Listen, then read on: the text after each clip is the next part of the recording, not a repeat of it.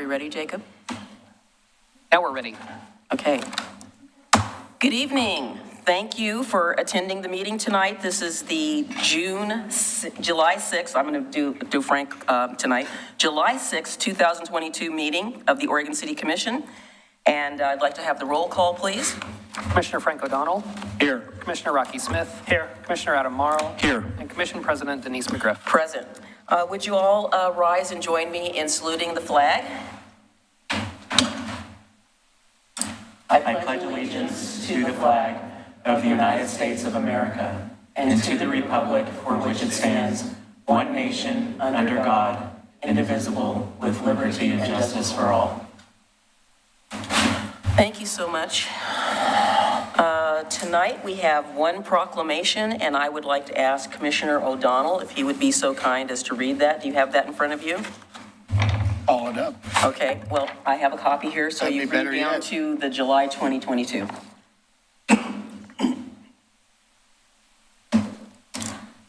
Proclamation.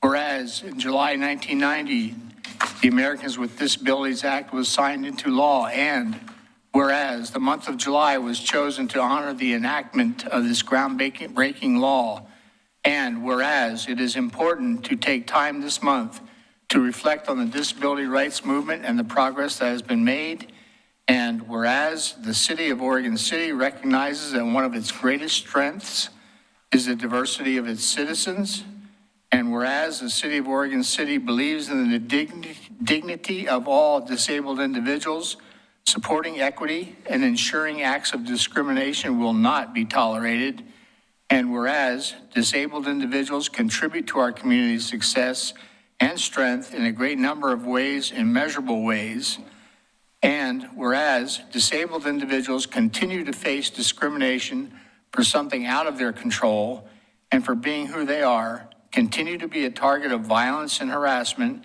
and continue to persist through the efforts of the disabled community and the support of community agencies, businesses, and individual allies, and whereas discrimination on the basis of disability is often compounded with discrimination based on race, sexual orientation, and gender identity, immigration status, religion and age, among others. Now, therefore, I, Denise C. McGriff. That's the part I get to read. Okay. I was going to read it on your behalf. Thank you. Okay. And now, see where you left off. Okay.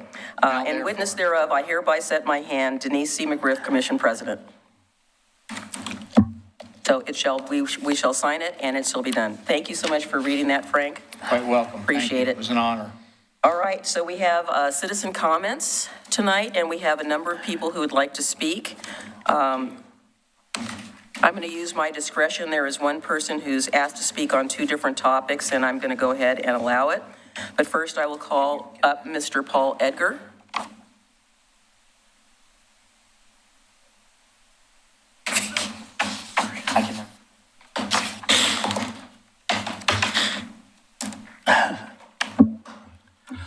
Thank you. I'm Paul Edgar, Oregon City. I'm coming before you today to talk about an opportunity we have. It's called Vote Before Tolls, and it's a right to vote issue. It means that we have a petition that we're circulating that is going to be being refiled after it took 4.5 months to get the initial one through the Secretary of State, Attorney General, and the state Supreme Court. So we have now an approved one, but we don't have time to get the 200,000 signatures across the state to put it on the ballot this November. So we refiled it. We're getting the necessary 2,000 signatures, their sponsorship signatures, to get it back into the process. But we know now that the wording and everything that we're trying to do is correct. So we're hoping everyone understands the opportunity. This is just to allow us as citizens to have the right to vote if tolling should be on our highways. And the example in point is the I-205 corridor and what it would mean if they toll the Abernathy Bridge. And they're studying this $2 toll to go across the bridge, $2 to go to Willamette, and $2 to go out to Stafford. This will cause immense diversion, and it's going to cause disproportionate harm to Oregon City and Clackamas County, and it will suppress movement. That's the idea of tolling activity. And so the brick and mortar businesses will see a massive reduction in activity just by tolling. And it will have an economic impact of hurting many of the businesses, a minimum of 10%, and some estimates have gone as high as 25%.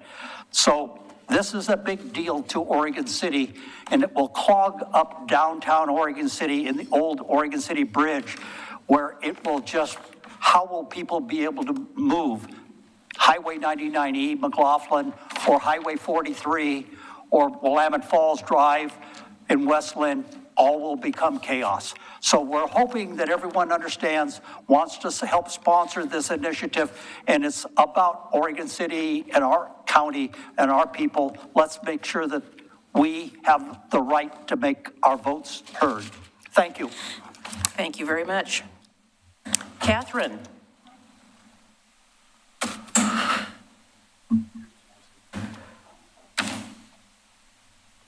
I remember to wear my hearing aids when Well, that's fantastic.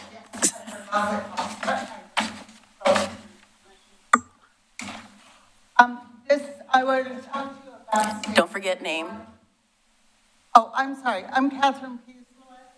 I live on Cedar Lane in Oregon City, and I'm here tonight because I'd like to address something that's happened in Stafford Park. Stafford Park, for those who don't know, runs between Holmes Lane and Mountain View. That park was given to the city by the Stamfords to be used as a park for the city. It's been a really nice addition to our neighborhood. Cedar Lane is right off of Mountain View. I have spent a lot of time in that park. It's part of my regular walking pattern. There are picnic tables in there, lots of shade, bushes, vegetation. Well, guess what? The trees have been taken out. Not almost all of the trees that border the park where the new Holmes Lane condominiums are going in.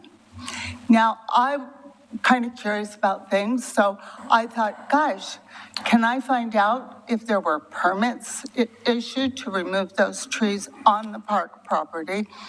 And discovered I can access that information, it's public records, through the city's website. So I searched the city's website. There have been four permits applied for the condominium project. The first one was done in May of 2021, and that was to build a 59-unit condominium project. The next one that was issued on 2/14 of this year, and that was for demolition.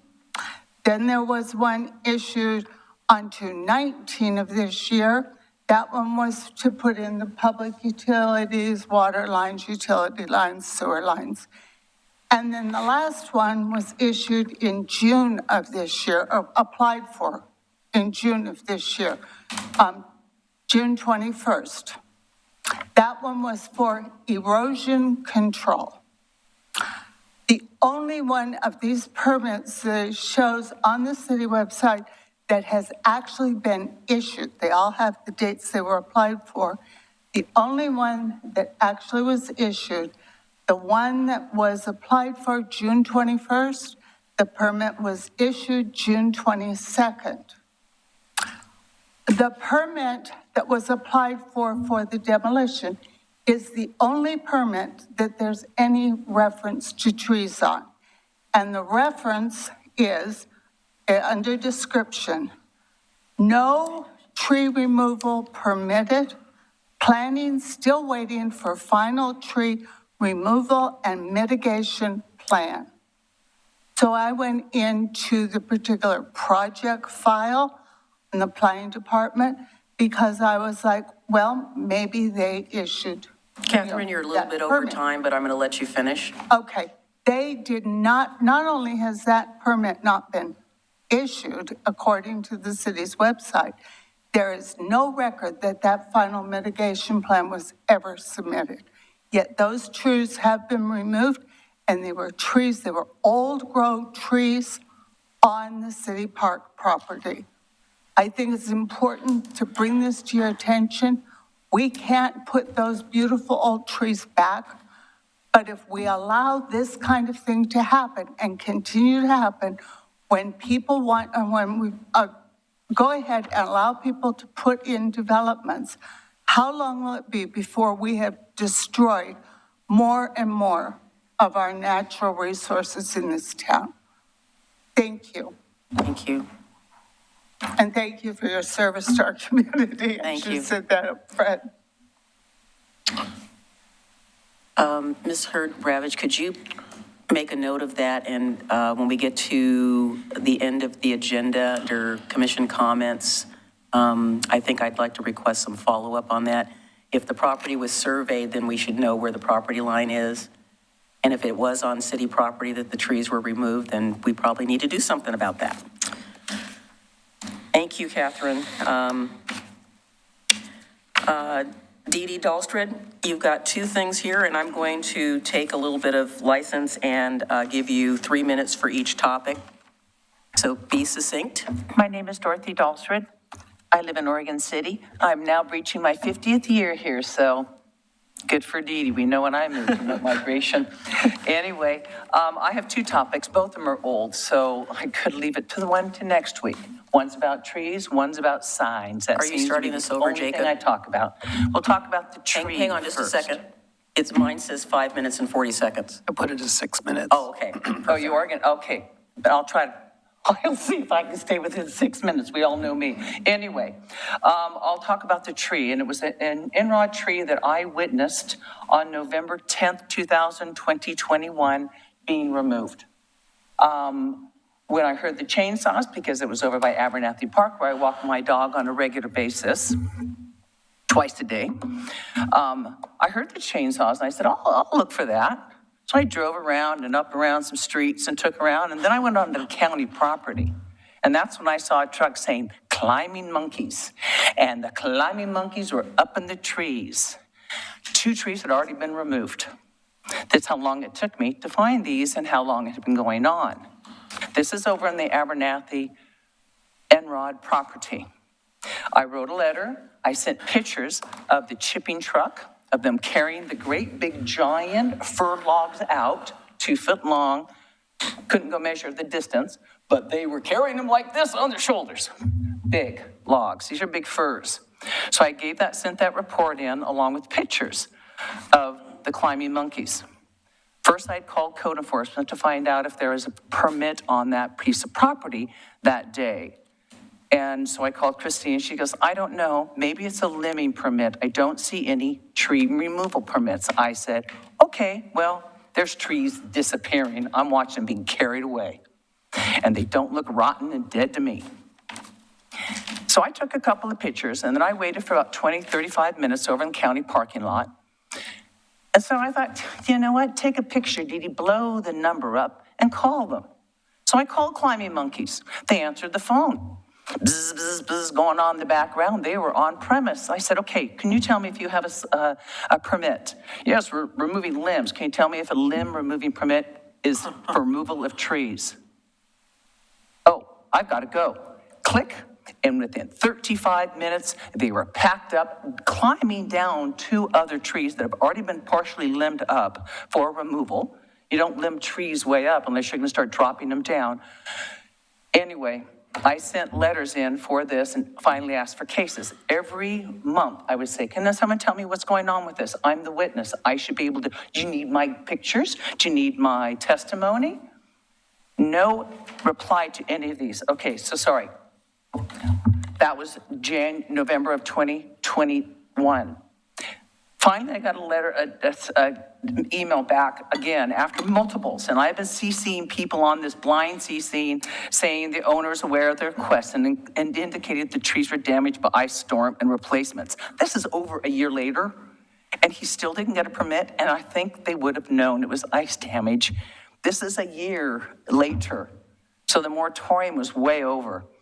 And then they said, but apply for the NROD exemption in accordance with the following Dee code. Dee, you're And then I'm into sent the 3 code. minutes of your next topic. So, we need a city forester.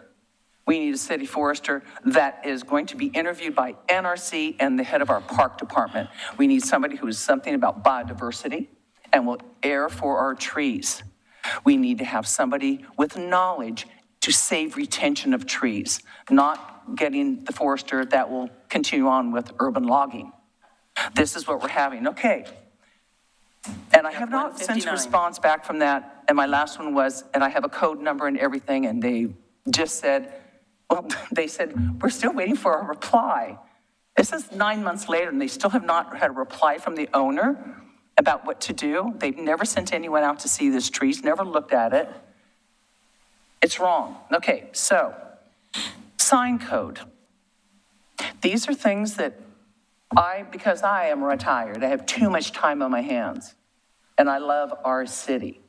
But when I requested to see if we can put a sign on our park for identifying our trees, or not identifying our trees, but identifying our planting along the promenade, we were told, we have sign pollution in this town, and people always complain about it. And I said, maybe political signs, not educational signs. We have advocated for a sign there for 2 years, and I've sent in examples. I know there's a code and everything else, but we're not getting it. So now I'm pissed off about signs and wavy flags, for one. 56 seconds. And I told you you couldn't have done this. Anyway, the larger landowners in this town, Corner 14 was a horrible offender. Danielson's Thriftway, Ridgeway, Home Depot, those all people have had their flags up, and I've reported them over 4 times each. They ignore it. So now you get the small people like the little gas stations, Capital Market, Gilman Rest Home has had them, not even on their private property, on the corner on Division Street for over a year and a half. I think it's a little old. But they're going to do it when the big guys don't, and they're ignoring it. And those have all been reported more than 3 times each. And I don't give you three times in 1 month. I wait a month and a 5 half seconds. before I get the next one. 2, I'm a nag 1. because these jobs are not getting done. Okay, thank you, Dee I Dee. threw away the sign I was going to carry in with me. Thank you, Dee Dee. Carla Laws. Code issues. No, we're not.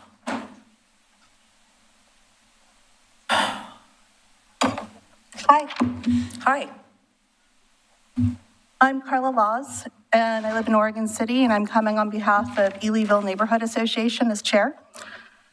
I'm coming today concerning a bunch of trees were removed at Stafford Park, where we had a land use appeal for Home Street condominiums, and it's very discouraging.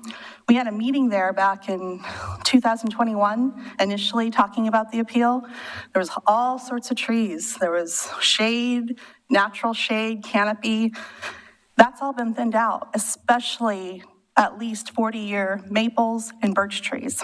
So I have pictures to share, but first off, I wanted to make a point. Back on the conditions that were when this land use was approved, condition 22 says, the revised tree retention, removal, and replanting mitigation plan shall include provisions to protect trees that we are proposed to be retained through the construction process pursuant to OCMC 14.41.130 prior to issuing the permits application, the documentation demonstrating compliance with prior to submittal of documentation that the tree fences and applicable signage can be installed properly. And I think even Commissioner McGriff at the time was suggesting that under the conditions that there should be a tree inventory, and that she was concerned about the trees and that no trees be removed along there, because especially technically the historic property, the tree line, was historically the Stafford family. And yes, some of those trees are 50 years old, but that was donated by that family to be a park. And then historically, they were almost going to take out the holly trees that are historical to the properties there that are, I've been told, 150 years old. So this is very discouraging, very upsetting. One thing is they were going over the fence, removing branches, damaging trees, which is not allowed, that there's no 10-foot buffer, and no tree removal can occur as part of a demo unless a permit is approved for tree removal and mitigation. I'm concerned overall. One big point here that I want to make is Oregon City Charter, Section 21, City Manager.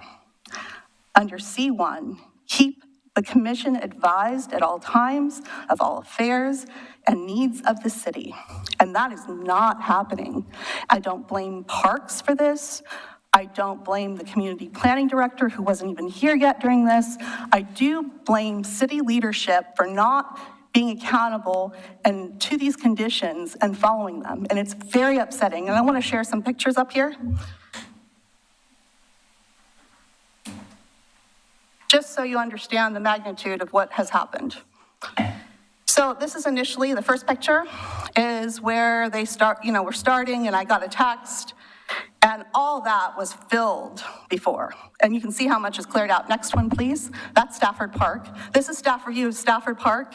I got another picture from another resident of them destroying. Next one, please. That is another vision, and you can see some of the debris, and a lot of it's been being cleared out fairly quickly. The next one, please, from Stafford Park. That is a view of a bench that was completely shaded before. Completely. There's no permits on this. Next one, please. And that shows you of everything they're starting to remove, and that's kind of what's left over. They've removed before. Lots of debris. And the next one, when you have a moment, please. There's more of it. And then go on, please, when you have a chance. And this is from Singer Creek Park. And that you can see is things have been cleared out on that end as well, which is discouraging because that's where water gathers and goes into Singer Creek. Next one, please. That is evidence of on their property, on the house that was torn down, but all the, trees and debris along the edge of Singer Creek, and no one was there to witness what they did there, and there's obviously no permits for that either. Next one, please. And I'm showing you what everything's been dug out, just the evidence of what's left on the border of Singer Creek Park. And then if you could just go on, please, when you have a moment. Thank you. And more. So you can understand just slightly the magnitude. I trekked over there with my clogs. I didn't expect to, but I'm like, you know what? I'm going to go check this out. I could trip, whatever. Next one, please. Okay, and then I have a couple videos I sent you guys too of showing you the magnitude of what was removed, but it's very discouraging. Something needs to be done. The city leadership is not listening. I'm not blaming the community planning director. God bless her heart. I know she's working really hard and has come into a mess. And I don't blame Kendall. He's wonderful, and how's he have control over this? But something needs to be done, and I really appreciate you listening to me, and thank you very much for volunteering and listening to me complain. I really do enjoy a lot of our city staff, and I do know they work really hard. So I saw someone in the paper recently talk about, residents being discouraging. Well, you know where it happens is from the top, and our city staff below need to be supported. I appreciate you listening, and thank you. Thank you, Carla. Chair Emily? McGriff, Yes, sir. this law has used the phrase city leadership multiple times. I want to make sure, are you referring to city commission or? I'm referring to the city staff leadership. Okay, I need to be clear on that, and I want the community clear on that. Thank you. Thank you, Mr. O'Donnell. Emily Lisberg, did I get that correct? Thank you for putting your email. You didn't fill your name, and so Oh. that's okay, got it, I got it. First time. Thank you, Emily. My name is Emily Lisborg, and I'm a resident of Rivercrest and a frequent Oregon City Park visitor. I'm writing in support of the Elyville Neighborhood Associations and their concerns over illegally felled trees on the border of Stafford Park and the new development area for Home Street condos. The land use appeal specified that maintaining tree cover was to be a priority, especially around the park. If trees were to be removed, permits for the removal were to be purchased. There is no consultation from the city on tree removal and no permits purchased for what looks like to be dozens of trees removed within 3 feet of Stafford Park property line. Trees were cut and their branches and trunk removed from the premises. Stumps have been ground completely. On the north border of the development area, there are similarly bare spaces of recently disturbed soil. There remains a large stand of 40-foot or taller evergreen conifers and a mature holly on the southeast side of the park, as well as some beautiful mature orchard trees towards the center of the property. On the north end, there remains a mature fruiting apple tree. The absence of border trees on the park border leaves a picnic bench at Stafford Park feeling very exposed, and in the heat of summer, when it is most likely to be used, a very uncomfortable spot to have a picnic with hardly any shade. Considering the close proximity of the development to the park, I had hoped more consideration would be taken to maintain the park ambiance, but it seems one of the very first things done was to remove these established privacy trees. This time of year is one of the worst to cut mature trees, as many animal species are raising young in early spring through August. The bird species most abundant in this area include robins, song sparrows, dark-eyed juncos, black-capped chickadees, and spotted towhees. Their nests are small and camouflaged and not readily seen by arborists, even should they be looking for them. I implore the city to continue prioritizing the maintenance of tree cover as was specified in the land use appeal originally, and to hold architects, developers, and anyone tasked with implementation accountable should these conditions not be met. Thank you. Thank you very much. Mike Mitchell.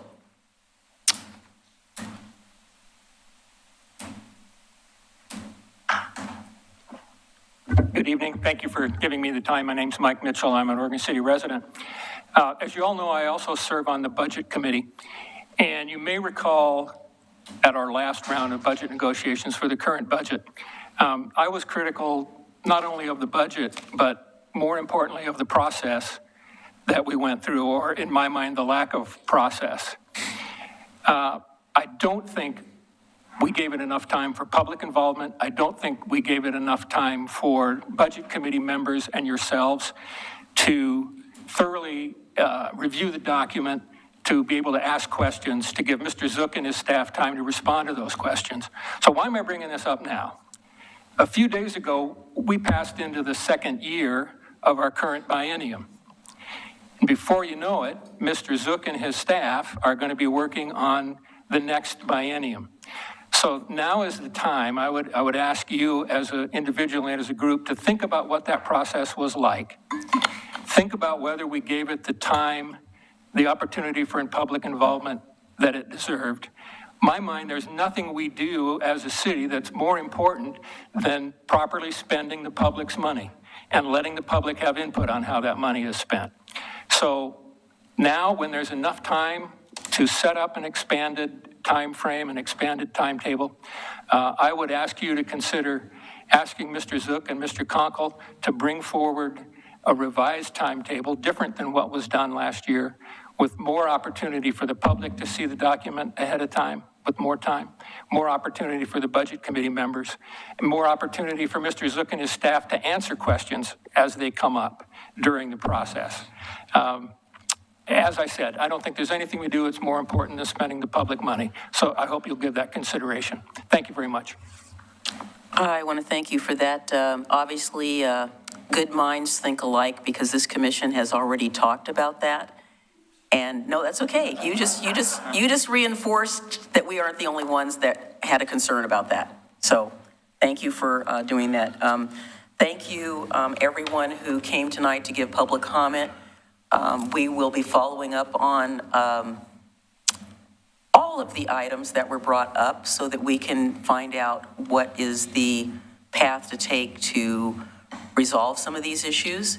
So we will let you know about that as soon as we can. We will talk to staff towards the end of the meeting about the topics that were brought up here tonight. So thank you again, we appreciate it.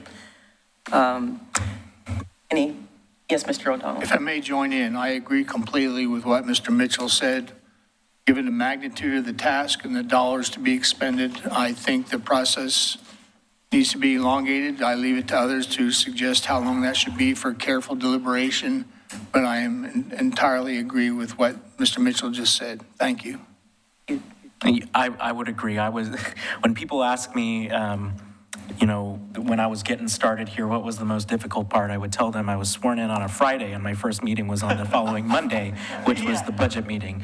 So there was no way that could have been changed, but I do agree with the sentiments there, and I am happy to not be here anymore come next biennium for that process. You concur? Yeah, I do, and I will say, there's something wrong with the budget process if you go multiple budget cycles with a fairly large percentage of the commission voting against the budget. Yeah. Well, I will echo what you said because my first meeting was the budget meeting as well, and I had spent quite a bit of time with staff trying to get up to speed on it. So it was an interesting process. All right, so on to item number 5. We do have one presentation tonight, and I would like to ask the members of the staff of the Oregon City Downtown Association to come forward. Also, Board President Kelly Upkees. Visual aids. Visual aids, yay. Yes. We like handouts. Why don't you hand those to Jacob, who's talking, but he'll get them to us. We have some handouts, Mr. Wiley. Yes.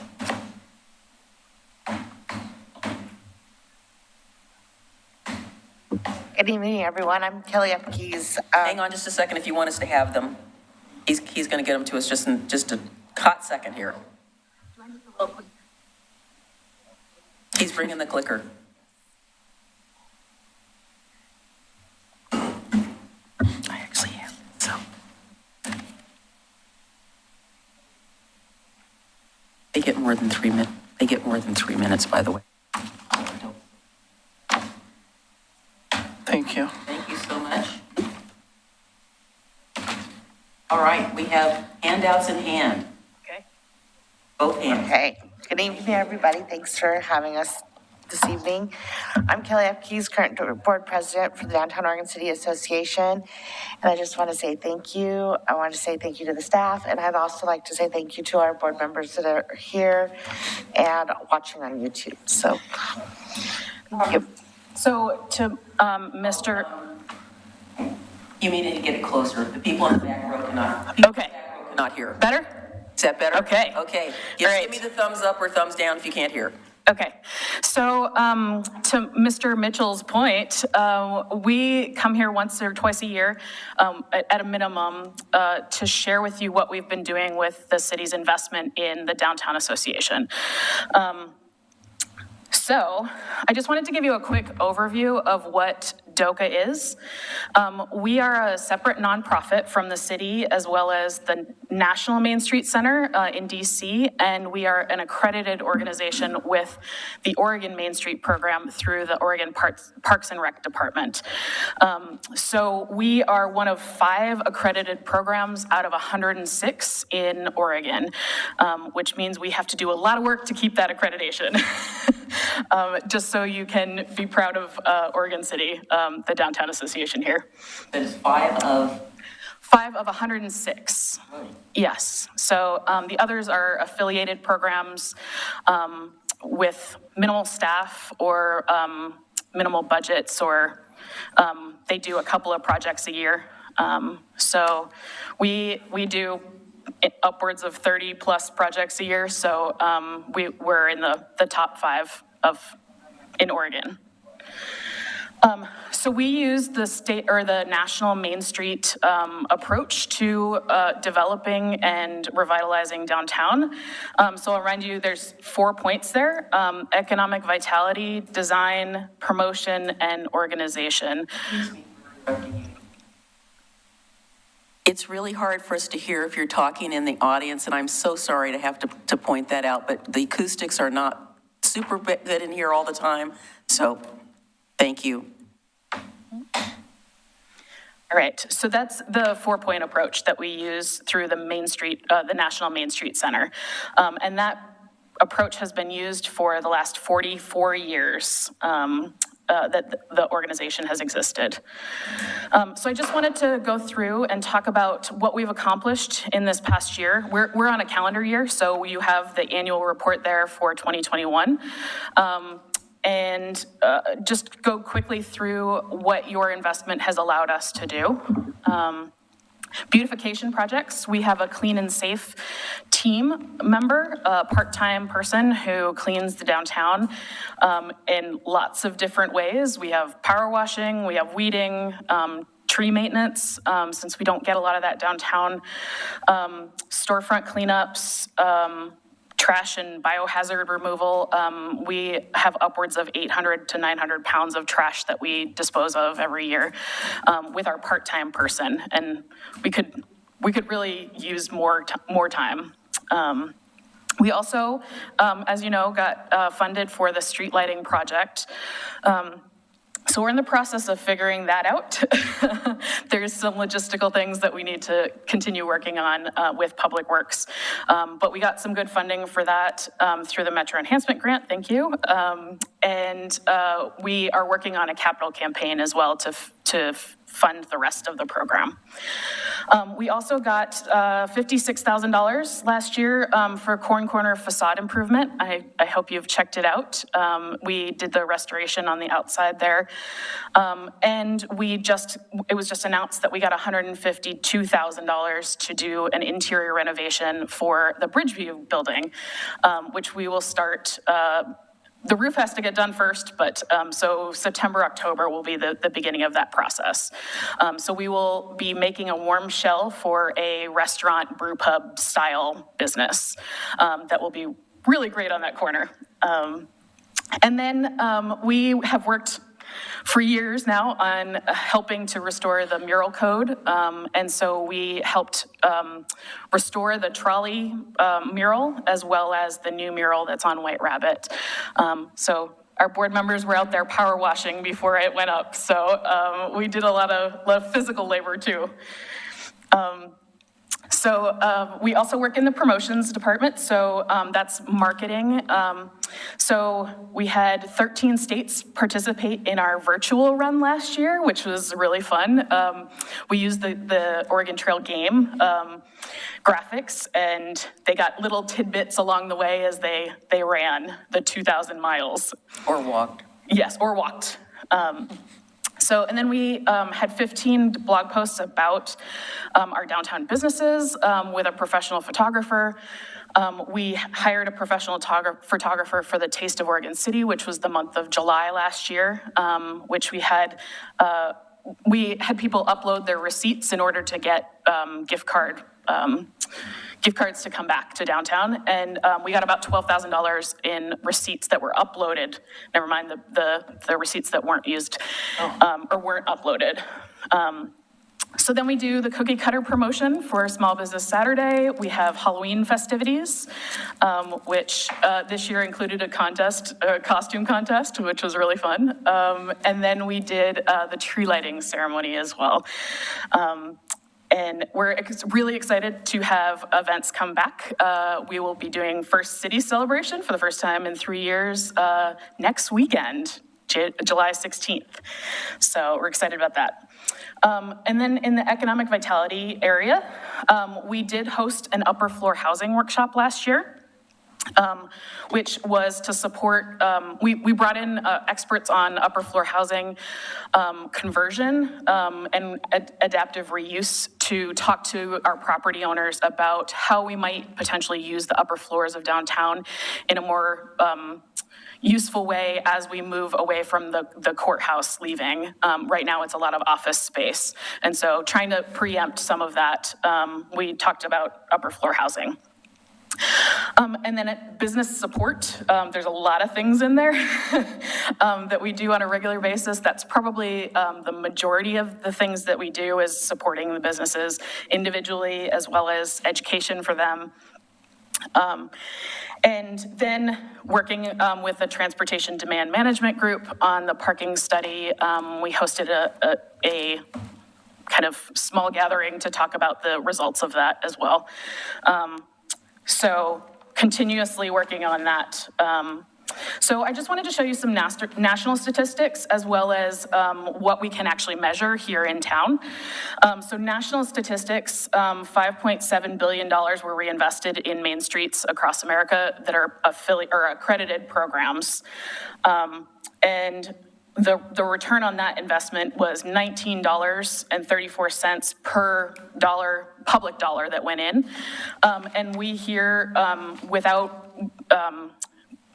this is just the statistics that we could measure and we kept track of, but we're actually doing better than that. We're returning $22 for every dollar that the city has put in. So we're probably one of the best economic development initiatives across the country regularly, and that's without events on a regular basis. I think we were almost at $40 per dollar, public dollar, in 2019. So we've got more work to do constantly. And so these are the initiatives that we're really working on this year. We've got the 4 points that we're gonna work on, and we're really in the implementation stage in a lot of those things this year, as well as starting to be more strategic about where we're using our capacity.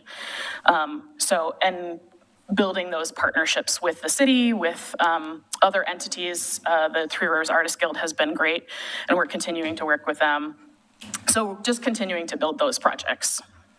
So that's where the city's money is going right now. Thank you, Liz. Are there any questions? I have a comment. Please go right ahead. So I sit here and I listen to your presentation in terms of a 4-point approach. And I see things like promotions and marketing and business education and events. And I realize in the pursuit of those stated goals, costs are incurred. And I view those as integrally linked to both DOCA and the Chamber, linked to, there's a relationship to economic development and tourism. Yes. And I feel that this commission and the staff that runs economic development tourism, in conjunction with yourselves at DOCA and the Chamber of Commerce, need to have a conversation about shouldering those expenses that are incurred. Because those things do not come cheaply. Events do not come cheaply. I know we've done business education as part of economic development, but I believe that was shouldered by the Chamber. And I truly question that. And promotions are integral to the success of tourism and economic development. So I think we'll be having a future conversation about that relationship between economic development, tourism, and the organization you represent, along with the Chamber of Commerce. And that's my comment. Thank you. Thank you, Commissioner O'Donnell. I think that's an excellent idea. It's something that we have talked about many times. Commissioner Morrow? Commissioner, well, I'm going to do a little bragging here because I am the city's liaison to the Downtown Association Board. And I do want the staff and the public to know that I did complete the Oregon Trail Run, all 2,000 freaking miles of it. Yes. And I did walk it. I did not run, but I have a medal. You so virtually walked it. I virtually walked it, yes. And I will say this, that when I got to Fort Hall, I lost my cart. But I made it, my body made it the rest of the way. I did not get dysentery. I did not get attacked by anybody. So I think that, I kind of, the organization said, well, we need people to do this. And I thought, oh yeah, I'll sign up for that. It was a mistake in one way. I signed up for 200 miles and somehow I ended up with the 2,000 miles. So I do want you to know that I persevered and I did the whole thing. So it is possible. You just have to not try to kill yourself while you're doing it. But it was a lot of fun and I'm glad I did it and I may do it again. Yeah, we try to be strategic and in how we invest in the community by making it fun and entertaining, and people don't realize they're spending money downtown. So that's the strategy, is making sure that they're having a good time and enjoying the experience of being downtown. Yeah. So. And Commissioner Morrow and I will be serving on the design committee dealing with the Bridgeview project, so we look forward to that. With that, I want to thank you and Kelly for coming tonight, and thank you, Marcy Jory, the other staff person for the Downtown Association, and Mike Mitchell, board member. And I don't know if we have any board members that are online, but. Yes, we do. Oh, yeah. Anyway, thank you, board members who are online, because we can't see you, but we know you're there. So thank you for everything. All right. Let's move on to item number 6, which is the adoption of the agenda. And thank you for the handouts. So is there anything on the consent agenda that you would like to have removed or talked about later? Otherwise, I will entertain a motion for approval. I move to approve the consent agenda. Is there a second? I'll second that. All right, it's been moved and seconded. Mr. Wiley, would you call the roll? Commissioner Frank O'Donnell. Aye. Commissioner Rocky Smith. Aye. Commissioner Adam Marl. Aye. And Commission President Denise McGriff. Aye. And I Motion will passed. say that the item 7 in the minutes were very complete and thorough. Thank you. It was good to go back and sort of refresh my memory on that, even though that was just April. A lot of things have happened. And also thank you to Mr. Lewis and his staff for the adoption of resolution number 2222. I know that the Park Place neighborhood will be very appreciative of us authorizing the nomination of the Holcomb Boulevard project for the Safe Routes to School Infrastructure Grant Program. That is really important to them, and I hope their people from Park Place are watching tonight. I know somebody here in the audience is from Park Place, so pass that information on, sir, if you will, because that's real important to us. All right, so we have no public hearings tonight, is that correct? All right, we will move on to item number 9, which is general business, and item 9A. I will open this, but I will also, for the record, recuse myself from this particular item, and I would like to ask concurrence of the commission to have Commissioner O'Donnell chair this portion of the meeting. Do I have concurrence on that? Yes. Okay, thank you. So if we'll just take a minute while I exit the chambers. And which iPad are you giving me? It's already in there? Okay. Is it okay if I just leave all my stuff here? Sure. Okay, all right. Stay there. Nice stairs. I don't know. I can see everybody.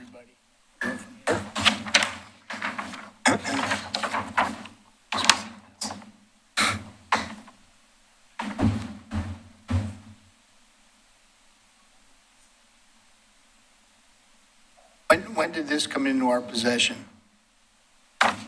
We received it just during the meeting recently here about 10 minutes ago. Can we take a break? Let's take a 5-minute break and we'll reconvene in a moment. Yeah, thank you.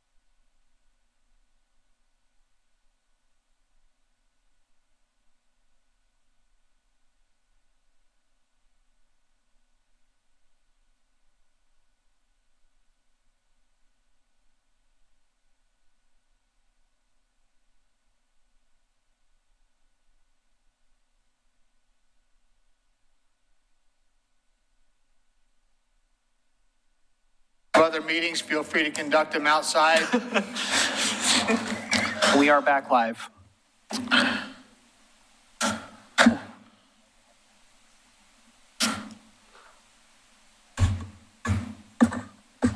Okay, I'm about to reconvene the City Commission meeting, July 6th, with item 9A. The subject, as stated, is residency confirmation for Leslie Wright Jr. Before I ask Mr. Kabizman to introduce the item, I'd like to ask if the parties with standing in this matter are present in the audience or attending by Zoom. Those parties are the City Commission, obviously, the city staff, Mr. Leslie Wright, Ms. Waveni Gray, and any legal representation for any of the above named. Are any of those people present in the audience? And That's Ms. Gray. that's Ms. Gray? Okay, thank you. You may be seated. Is there any legal representation for any of those people in the audience? Seeing none. Mr. Wiley, is there anyone of those people aforementioned attending by Zoom? No. Okay, that being established, I need to ask, not sure the sequence of events, whether to ask Mr. Kabizman to speak or to ask Mr., I would like to ask Mr. Conkle if you or any members of your staff have made every effort to contact Mr. Wright regarding his attendance tonight. Yes, we did. Mr. Wiley sent email notification of tonight's hearing to Ms. Gray, Mr. Buss, Mr. Wright. Mr. Kabizman and myself contacted Mr. Wright via phone, notifying him of both tonight's hearing as well as there was a court case in Clackamas County Circuit Court on Friday. We made Mr. Wright aware of that. Then I also spoke with Mr. Wright yesterday, as well as his campaign manager yesterday, informing him of the hearing and asking him additional questions. Very good. So I would note that Mr. Wright and/or his legal representatives have been duly noticed. Mr. Kabizman, would you like to introduce the matter? Sure, and I think I probably ought to start with something I didn't have my notes on, which was the case that was heard in circuit court on Friday. That court case was related, but was a very different topic. Right. It was a challenge by some Oregon City residents alleging that Mr. Wright wasn't properly filed for the position of mayor because he had written mirror on the office running for. The court found that looking at the full context of the SEL 101, the form that was submitted, it was clear that the intention was to run for mayor. So that court case is essentially, that challenge has been denied. So prior to that, or, around, it all kind of is a little bit, the timing is a little off, but essentially there were allegations made about Mr. Wright's residency and whether in fact he was a resident of Oregon City. And so for reasons I'll get into later, this commission is the body that should make that determination. And that's really the one question the commission has before you. Is Mr. Wright qualified to run for the position of mayor in the election set for August 23rd, 2022? I want to first give some legal background and then go through the evidence the city currently has and turn it back over to you. So we start out with the city charter. Section 13 of the city charter sets qualifications. It says, no person shall be eligible for an elective office of the city unless at the time of election is a qualified elector within the meaning of the state constitution and has resided in the city during the 12 months immediately preceding the election. The commission shall be the final judge of the foregoing qualifications and election of its own members. So the important thing is that there are two qualifications to run for mayor, and the other one is that the commission is the final judge of who qualifies. The first qualification is they must be a qualified elector in the state. There doesn't seem to be any dispute about that. He is a registered voter and is a qualified elector. The question is whether he has resided in the city for 12 months preceding the election. And it's important to note it's in the city for 12 months immediately preceding the election. So it's essentially August 23rd, 2021 to August 23rd, 2022. Mr. Wright has also filed for election in November of this year for mayor as well. We're not looking at that time period right now. I think there are some unusual circumstances with a short time frame for mayor that, this may well play into what happens for the November, but we're only looking at the August election at the moment. So, the Oregon City Charter doesn't provide much guidance regarding what does it mean for a resident to be a resident of the city. There are several sources that we can turn to. A similar question regarding the residency of a candidate for the office of commissioner arose in 2012. In that case, the city commission looked to ORS 249052. It's not directly on point. It's for determining residency in the state for election to the state legislature, but it was helpful then, and I think it'd be helpful now. And here are the factors that it identifies as appropriate to consider. Where the candidate receives personal mail, where the candidate is licensed to drive, where the candidate registers motor vehicles for personal use, where any immediate family member of the candidate resides, the address from which the candidate pays for utility services, the address from which the candidate files any federal or state income tax returns, and the candidate's voter registration, if any. None of the factors are determinative, and it's not a matter of adding them up and say, well, you got a majority or these five. Instead, they're factors that you look at. I think you or I can construct all kinds of crazy scenarios where they get to 6 of the factors and still wouldn't be a resident because of the circumstances. And it's really what you're looking for is a domicile. What's their stated place of residence, the place they intend to return to, their permanent abode. And it can be affected by all kinds of different things, but that's a real question, is where is their intent to be permanently? And those 7 factors are pretty good indicia that have been used in the past and are set forth in the statute. The other useful source is the recent gubernatorial candidacy of Nicholas Kristof.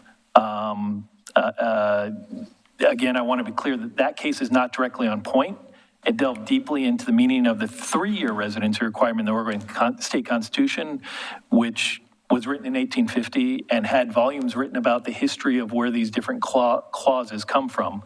We don't have that same history of the Oregon City Charter. So there's that. It's different language, possibly different purposes. In addition, it was what's known as a mandamus case. Essentially, Mr. Kristof was asking the Supreme Court to tell the Secretary of State to take a certain action, to mandate an action. And in order to do that, the Supreme Court wasn't acting as a fact finder. Instead, what they said their job to do was to determine whether the facts brought forward by Mr. Kristof compelled a decision in his favor. In this case, the commission is a fact finder. The city recorder reviewed the information he had and submitted the names to the ballot, but you are the final judge here. But even with those distinctions, I think the discussion in the Kristof case could be helpful as well. And the Kristof case began with a determination by the Secretary of State that Mr. Kristof wasn't qualified to run for governor, and informant of that determination, Secretary of State began by noting that his voting record did not go back 3 years and asked for more information. The candidate provided additional information, including a driver's license, that he owned and maintained homes in both New York and Oregon, worked in New York and Oregon, but didn't provide any extent of work in Oregon, paid taxes in both states, but again, did not explain whether they were full-time or part-time taxes.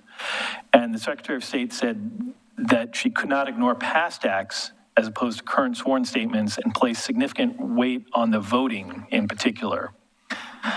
Supreme Court affirmed the Secretary of State's decision, agreeing that voting, quote, shed significant lights on one's place of domicile, and that this principle is longstanding. Also recognized the significance of where a person maintains a driver's license, specifically noting ORS 807602, which prohibits a resident of Oregon from driving unless they have a state-issued driver's license, driving more than 30 days unless they have a state-issued driver's license. And the court also recognized the importance of the amount of time a person spends in a place as well as a place where they pay income tax. So that's sort of the legal background. Then what you have to do is take that background that may not be directly on point and deals with different things to the evidence that we have, that the commission now has in front of it. And in this case, I'm going to try and summarize the evidence, and the staff report identifies the various pieces that we do have. And so I think, starting with the sworn statement on the candidate's SEL 101 form, that he will qualify for the position. Confirmation from the county that Mr. Wright has been a registered voter in the city since January of 2021. A rental/utility bill from April of 2022 for an address in Oregon City in his name. Undated correspondence addressed to Mr. Wright at that location. Material from 2019 and 2020 supporting his candidacy for mayor in March of 2021, including sworn statements again, and various correspondence addressed to Mr. Wright at a different address in Oregon City.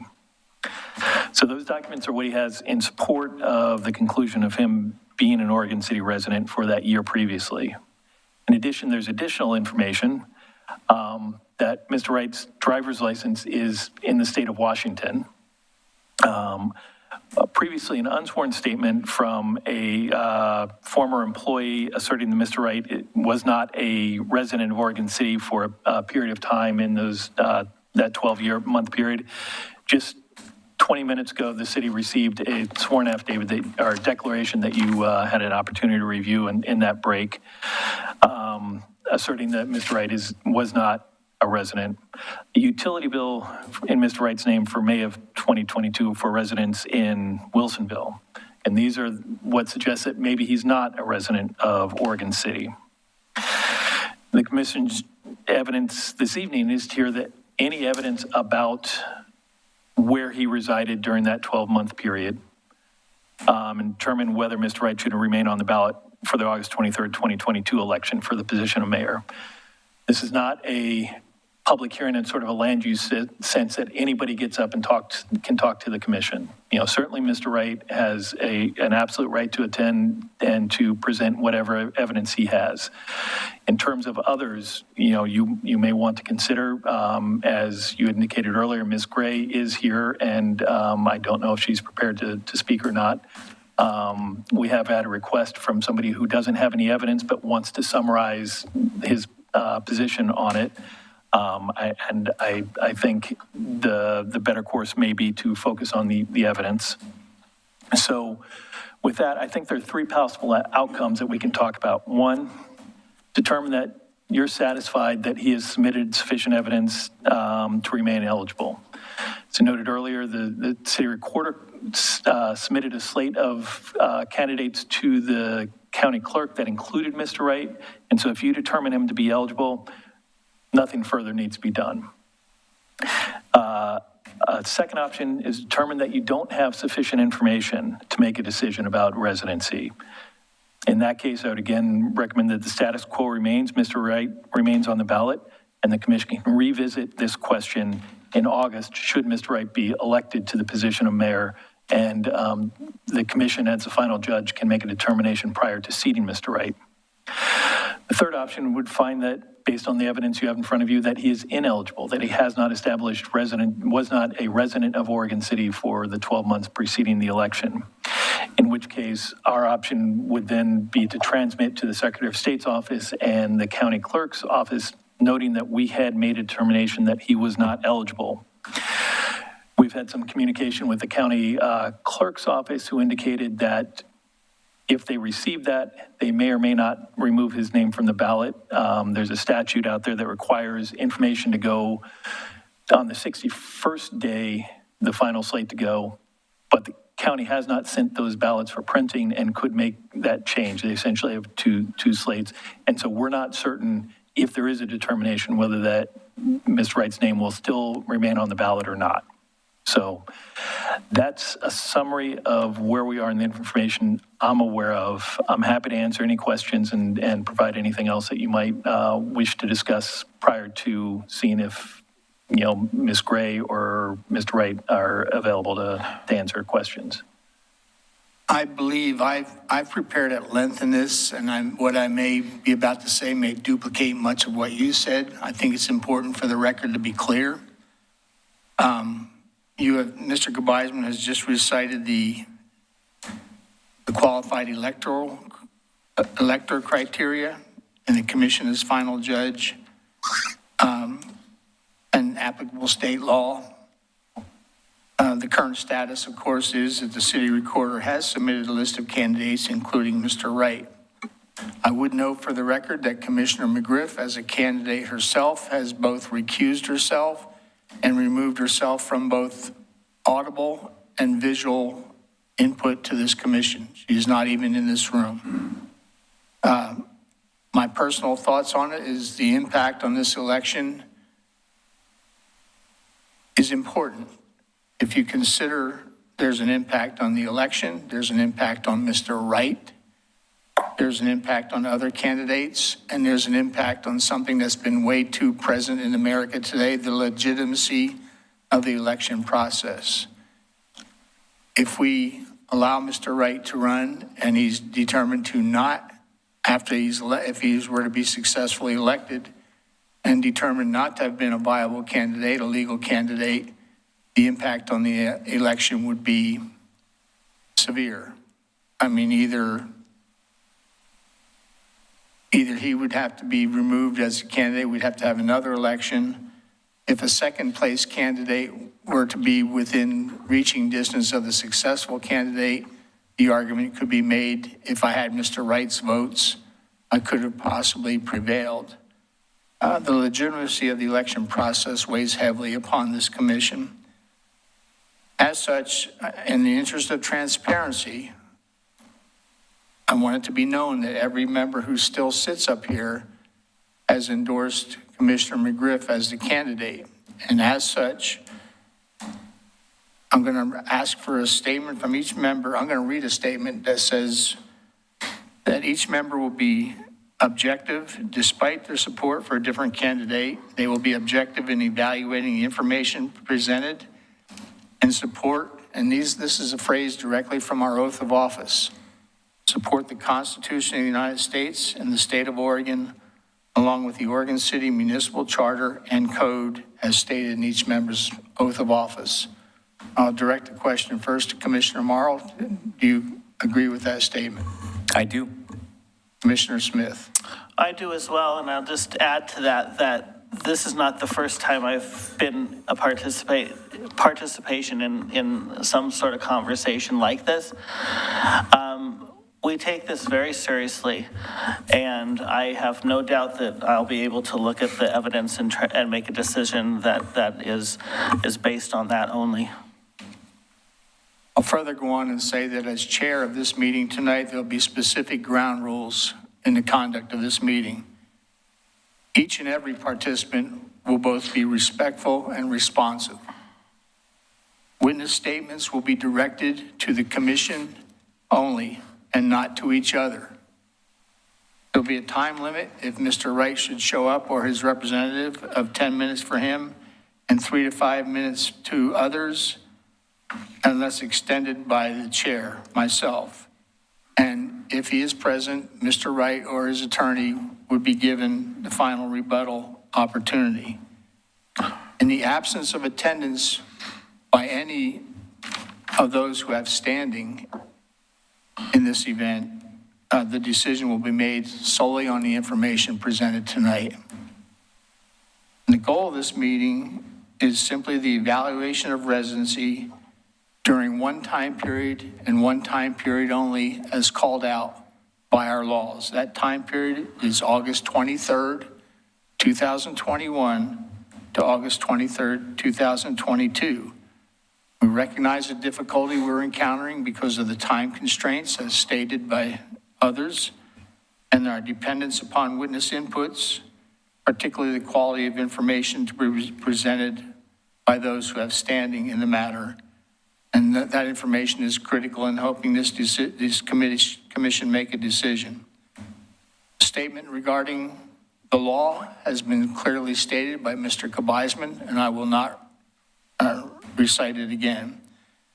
There will be an evaluation of evidence and witness statements, followed by a commission discussion, a legal input if further needed, determination of maybe a statement as to burden of proof. Mr. Kabizman has stated the possible outcomes already, and I will not restate them. The guiding documents are included in our packet. I don't know whether to go over each document, each submittal individually. I don't know. Do you feel that's necessary? I don't believe it's necessary. It's in the... Okay, then I will not. Suffice it to say that because of the period to be considered, some of these documents had limited value. They didn't fall within the period to be considered.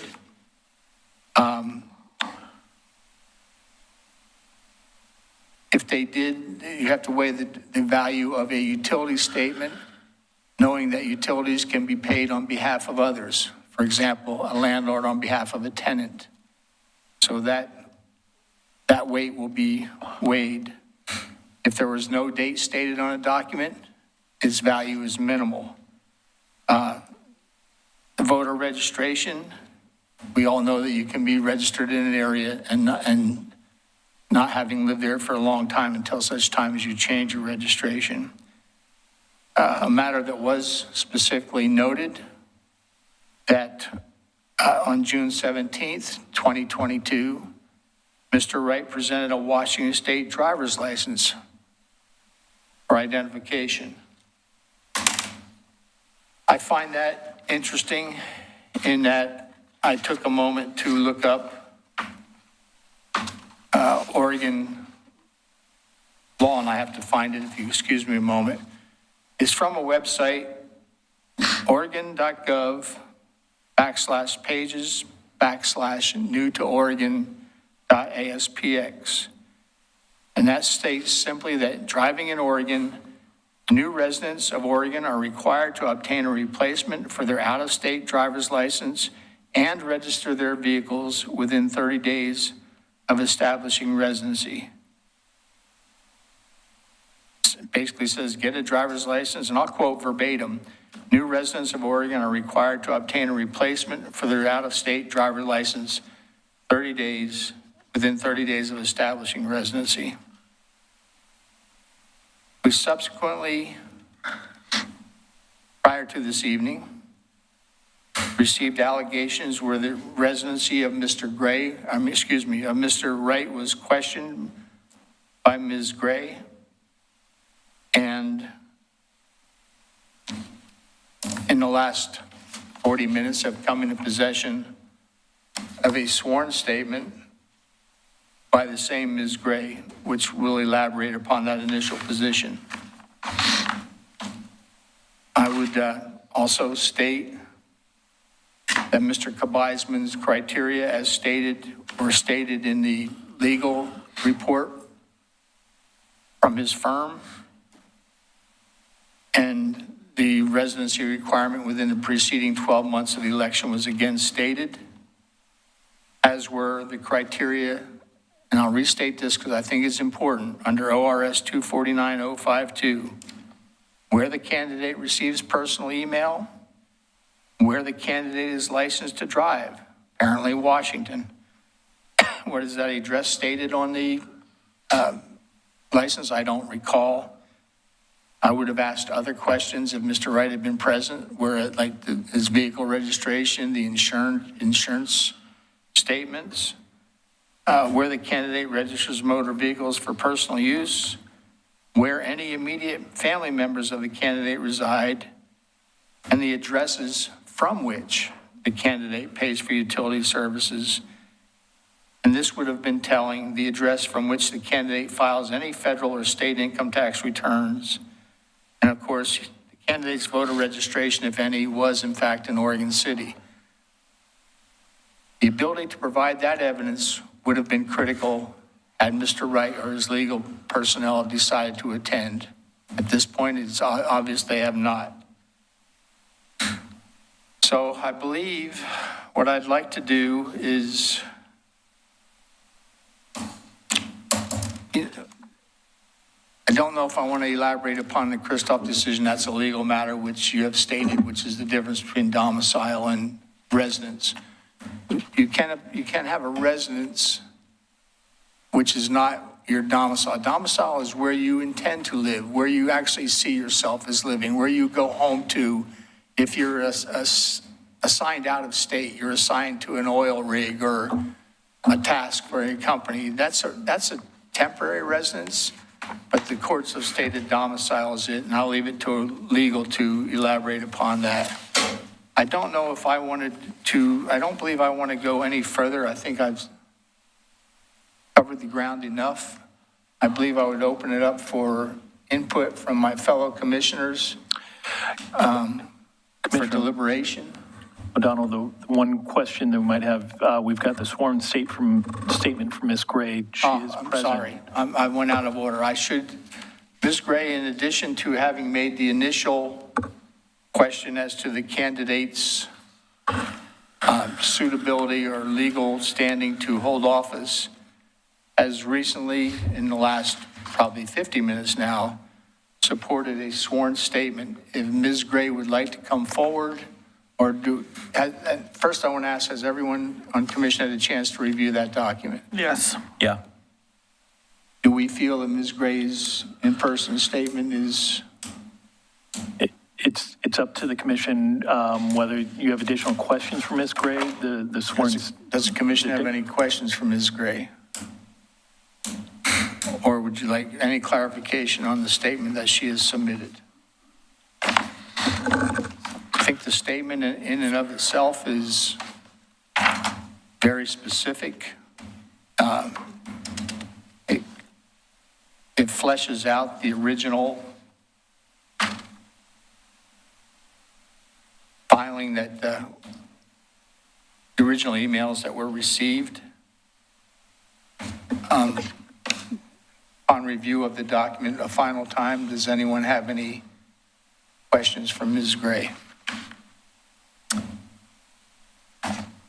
I do. You do. Would you like Ms. Gray to come forward? Yes, it's fine. If you would, please.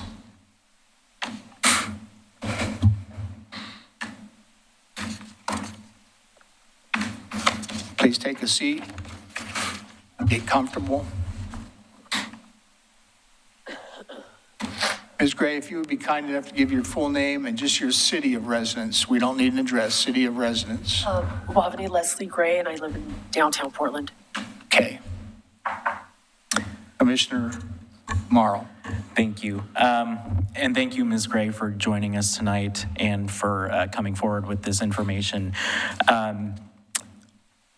So you talk about your conversations with him in paragraph 11. The first time I met with Leslie interviewing for my job with him, he mentioned to me that he would like to run for Oregon City mayor again sometime.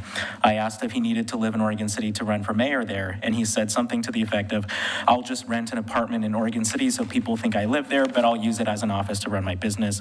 That is not an exact quote, but a paraphrase. Do you have any further recollection of that conversation or any other conversation where he may have said something to the effect of, I'm going to rent an apartment so that people think I live in Oregon City? Well, Could you move the microphone a little closer? Oh, a little closer, I'm sorry. I have a little bit of allergies going on.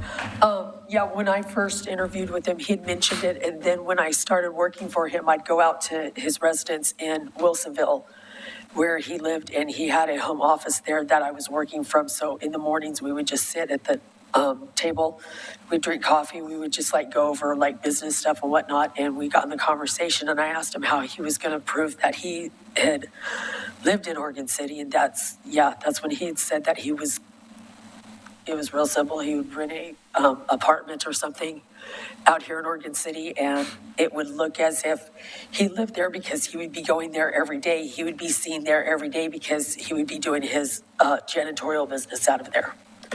Was that the only conversation on that matter that you had with him, or were there others, or could you go into any more specific detail? he would bring it up. He'd mention, you know, running for mayor and passing and stuff like that. But that was like the main conversation was that morning. Okay. And then my other question is, if you would be willing, could you please describe, so you are no longer working for him? No, sir. Could you please describe the manner in which that business relationship ended? Because it sounded as if from him that this was coming from a disgruntled employee, and I want to be able to hear what you have to say about that, how that relationship ended. What had happened was, this is kind of, December 31st is my birthday. And I had went over to some friend's house over in Milwaukee. My car was parked on 17th Avenue. And when we were inside the apartment at 3 a.m., a gentleman who was on drugs that night had rear-ended my car doing about 50 miles an hour and totaled my car. And therefore that, after, you know, I couldn't drive my car no more. And I had, you know, I would go from job site to job site working with him in the afternoons, evenings, and I was no longer able to do that because that was my main source of transportation. And if you like, I have, on my phone, I have pictures of what my car, you know, the night my car got hit. But that is what severed the relationship as far as working for him was my car was totaled out that morning. So you would not agree with the statement that you are bringing this as revenge for some sort of bad relationship? My car was totaled out on the 1st at 3 a.m. So unfortunately, that's how I'm not working with him anymore. Thank you. That's all I have for right now. Thank you. Commissioner Smith, anything from you? No, I think what's here is sufficient. Thank you. Question to Mr. Gebeisman. This sworn statement submitted by Ms. Gray is made for use as evidence in court and is subject to penalty for perjury. Do we need to read any excerpts from this into the record and have her verify them, or it stands sufficient on its own? No, I think it stands sufficient on its own. It's for your review and determination. Should there somehow be a later challenge, that the written document would be in the record. So there's no reason that you need to read it at the meeting this evening. Okay. That being said, I believe we're at a deliberative point for the commission. Thanks. Ms. Gray, you're excused. Thank you for coming Thank you. forward. Commissioner Smith, a comment? So yeah, some comments and then maybe a question for staff. I appreciate the 7 factors. I think that's really interesting. And going through this many, many times, there's so many examples where 3 or 4 or 5 examples are maybe sufficient, and there's several possibilities in which they aren't. And so I think balancing that is very, very important. And it's a question I think we're going to keep asking ourselves, since this is the second time, at least in my tenure, that we've had this conversation. What warrants enough proof that someone lives somewhere? And I have plenty of relatives that get their mail sent to other loved ones all the time, and for many, many years. So, you know, does a piece of mail from a year ago and today, is that enough? To me, I would say no. Is a piece of mail from a year ago and 6 months ago and the election date enough? Probably not. It's good. It shows a record of mail going to a particular place. But then, if you're voting, you know, and if you have to run for office, you have to be registered voter. Is that match? If it does, that's another, you know, pretty significant statement that it's all consistent. But for me, we've only gotten, I'm going to say 3 or 4 of the factors of those 7. But here's the other piece. We've asked for more. And I believe staff has several times given Mr. Wright opportunities to add to that list of documents to prove residency. He has every opportunity to be at this meeting tonight to show any of those other factors. And to me, the 3 factors, or the main factors that we have, are the mail, the utility bill, and the one that really is having a problem with me, and that's the driver's license.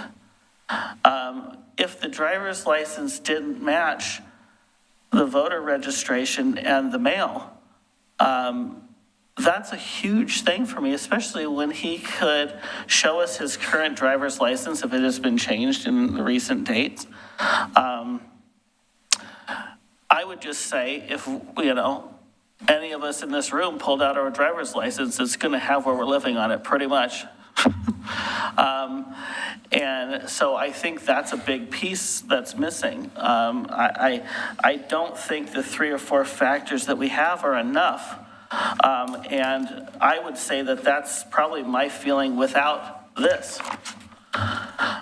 This affidavit that came in today stating essentially that, according to Ms. Gray, that Leslie Wright was living out of his house and working out of his house and in November and December.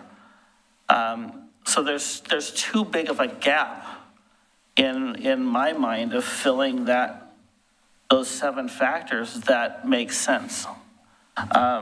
So I would say that if Mr. Wright is listening or is around, I mean, any one of those other factors that would fit that match up, I think would be very helpful. But right now, there's not sufficient evidence in my mind to show, and it's not just that you lived in Oregon City at the beginning of the 12 months and you happen to live in Oregon City at the end of the 12 months. You have to have lived in Oregon City that entire 12 months.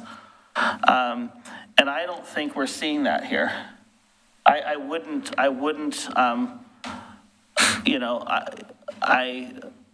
the evidence shows that he possibly did live in Oregon City at the beginning of that time and maybe didn't in the middle and does now.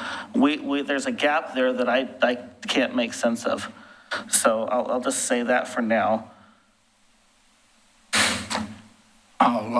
Commissioner Morrow, and if at any time you have an addition, just please notify Chair. Commissioner Morrow. Okay, thank you, Commissioner O'Donnell. So Mr. Wiley, I know this is, so when you take official documents, when people are filing to run for an office, are there scans or copies made of documentation, or is it just kind of a look, we're good to go sort of matter? If the driver's license address matches the form, that's pretty conclusive at that point. If there's additional documentation requested, say if that address doesn't match, that is scanned, and it's what's available for you in the packet. So the driver's license that was on his the address that was on his Washington driver's license was consistent with what was on his SEL 101? No. It was not. It was not. The driver's license was a Washington state driver's license. So why was it not scanned for? We haven't had the policy of scanning driver's licenses as part of that process, just the documentation that's provided later. Okay. I would note that one of the outcomes, I believe, of this review is that we need to go back and revisit the process. Yes. Continue on, Commissioner. Yeah, so just a few comments. We've all been having a hard time with this. We're at a very interesting moment in our history right now where, regardless of the facts or not, there's a large portion of people who have questions about our elections, and we all know what just happened in our own home county that has maybe made that perception a little worse. And so I'm trying to be very cognizant of the fact that if we do proceed to move forward and then later decide that he's not able to, that would be a very big deal to a lot of Oregon City voters. But on the other hand, there could be a perception that this whole process is rigged, given who, as it's been stated, the 3 of us are supporting in the election. But in the end, the perceptions and wanting people to like us is not why we're sitting up here.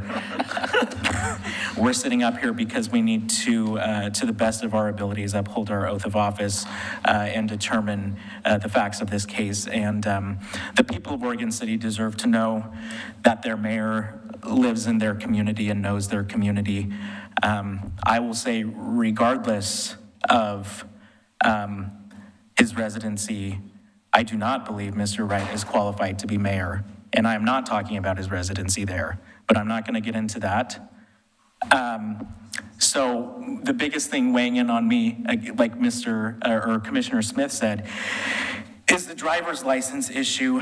And I really wish he would have been here because I have a whole list of questions that I would have liked to ask him about that. And it was also noted that when he ran for mayor in our second special election in this saga, when he ran for mayor, he initially went to the city recorder's office, tried to file. It was realized that he was not a registered voter, so he registered to vote and came back the next day. That's correct? Yes, we checked with the county and he was not registered to vote. We made that a requirement before we would certify him, and that was provided on the last day. Okay, and for me, I would like to know beforehand if he was registered to vote. This is what I would ask him, if he was registered to vote, and if so, where? Because that, for me, just as it was stated in the Christoph decision, I think that's what weighs most heavily for me. But in the absence of that, looking at the driver's license, or at least the information we have about the driver's license, is going to be the biggest factor for me. And I just, again, he's been given every opportunity, and I wish that you were here so we could ask the questions, because I came into this wanting to be able to say that he can be on the ballot, because I do not want to be the one taking away choices from Oregon City voters. But in the end, if he is not a resident of Oregon City, and if he cannot prove that, then he does not deserve to be the mayor of Oregon City. Well, I agree with everything that my fellow commissioners have stated. I'm not sure that the applicant, Mr. Wright, has even fulfilled within that number of 7 criteria, if he's even sufficiently fulfilled those, given the fact that much of the mail was either out of date or undated. Right. So I give no limited credence to that. I'll keep this short and simply say that I personally would have preferred to have allowed the gentleman to run. And the situation I find myself in is what I stated before, that we have sworn individually to support the Constitution of the United States, the state of Oregon, the Oregon City Municipal Charter, and Code. We stated that in our oath of office, and an oath of office is sacred and not to be violated. That being said, Mr. Wright and his legal representation, if any, has deprived this commission of the ability to gather evidence that may sway this commission one way or the other. And I truly feel that we've been deprived of that, and that falls upon him, because the burden of proof falls upon the applicant, falls upon the prospective candidate. So that being said, I'll conclude my statement and ask if there's a motion from either of my fellow commissioners.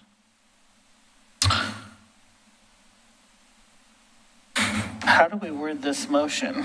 Well, The staff report. I believe the possible outcomes were stated. Okay, hold on a second.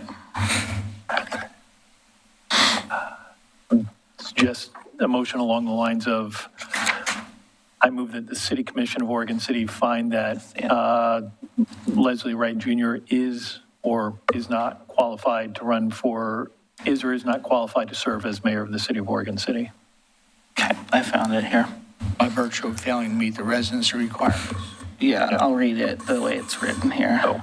And if I might ask a question, Bill, would we want to include any specific dates for that residency as it pertains perhaps to which election we're talking about? for the August 23rd. So just the August election. Jacob, I cannot hear you up here. State your question. Sorry about that. It was just a question to Bill about whether a specific date of that residency would be included in that motion. And he's decided no, it would just be for the election for August 23rd. Right. Okay, because on here, We'll make the motion and you please review it for correctness.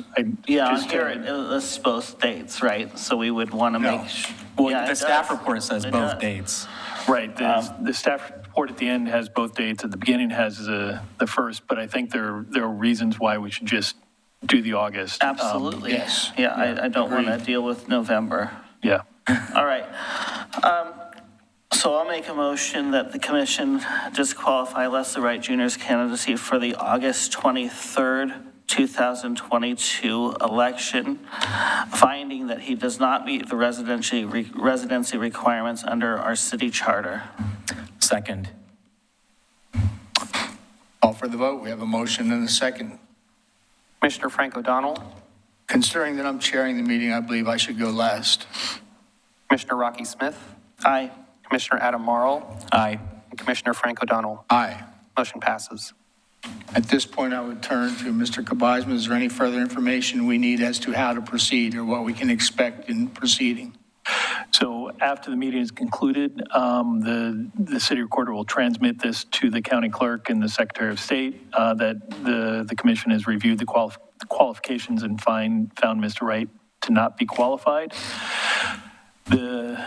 What we don't know is what the county clerk and the Secretary of State will do with that, and whether Mr. Wright's name will continue to appear on the ballot, or whether the ballot will be submitted without Mr. Wright's name. As soon as we find that information out, we will let the commission know what to expect. Didn't they push back the date so that we would be able to make the decision? So what had happened was when the lawsuit was filed last week, the county told the court that it wasn't sending the votes to, so let me back up. The city has to submit its electors by the 61st day. The city did so, including Mr. Wright. The lawsuit was filed after that, and in response to the court, the county said, well, we'd like to have a decision by July 5th, but we're going to send things to the printer, including an alternate ballot, and July 7th is actually the drop dead date for when when we need a final word on what is going to be on there. That was representations made to the court. We confirmed with the county, and essentially just a short while ago, the attorney for the county clerk said, well, actually, if you read, or as I don't have the site right in front of me, but a statute about how to deal with disqualifications, if deaths of candidates and other things, that determination should actually be submitted to the Secretary of State, and the Secretary of State will tell us what to do. So at this point, the county is saying July 7th is fine, but there's some interaction between the county and the Secretary of State. We're not entirely certain what is going to happen there. Okay, thank you. Further questions or comments from either commission or staff? I believe that concludes our business on this matter. Yes. I'm going to declare a 10-minute recess for a breather, and then we'll reconvene in 10. Thank you.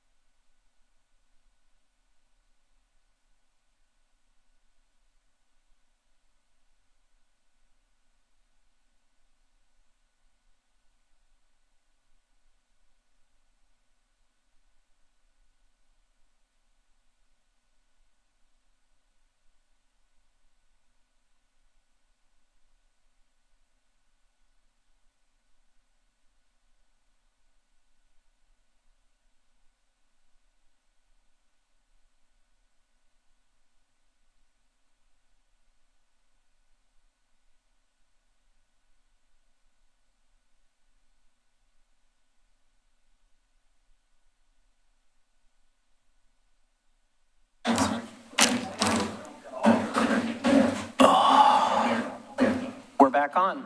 Okay. Thank you. We're returning from recess. Let's continue with the remainder of the agenda. We have item 9B, House Bill 2006, Shelter Citing Application Approval Form, or Form Approval, excuse me, not approval form. And I believe that's Ms. Hurd-Ravitch. Yes, thank you. So tonight we're going to talk about the House Bill 2006 Shelter Citing Application. And I think you're going to need to get that mic a lot closer because you are not audible very well. Okay. There you go. Perfect. I have to project as well. All right, so the purpose of our discussion tonight and the purpose of the meeting is to just review the application form, and then we're looking for some direction at the end. So we were here in November of 2021, and then again in January, going over the legislation and the application criteria. And we came back in January and got some more feedback as to additional items that should be on the application. And so with that, we did update the application, which is in your packet, and we put the updates in yellow. They're highlighted in yellow. One of the additions requires the shelter to have contact information posted for neighbors and the general public to contact the operator. And then the second requirement is for the applicant to provide documentation that the operator is a type listed in the legislation. So this is just a brief background of House Bill 2006, and it was legislation that was passed to temporarily make it easier to locate an emergency shelters in newer existing buildings. And then it waives all the land use planning, design and zoning requirements, and requires that the city approve an application that meets the criteria. So if we receive an application and it meets all the criteria, we have to approve it. So the application criteria that's in there right now, I went over some of it, but the shelter has to be located within proximity of a bus stop with daily service, actively served by public safety and city utilities, health and safety protocols related to COVID-19 and other public health concerns. The shelter Can we code. just stop you as we go along if we have a question? Sure. So when you're talking about protocols, are we asking for documentation thereof? I think so. Because just checking a box isn't really going to cut it. So I'm looking through the application right now to see what we've asked for.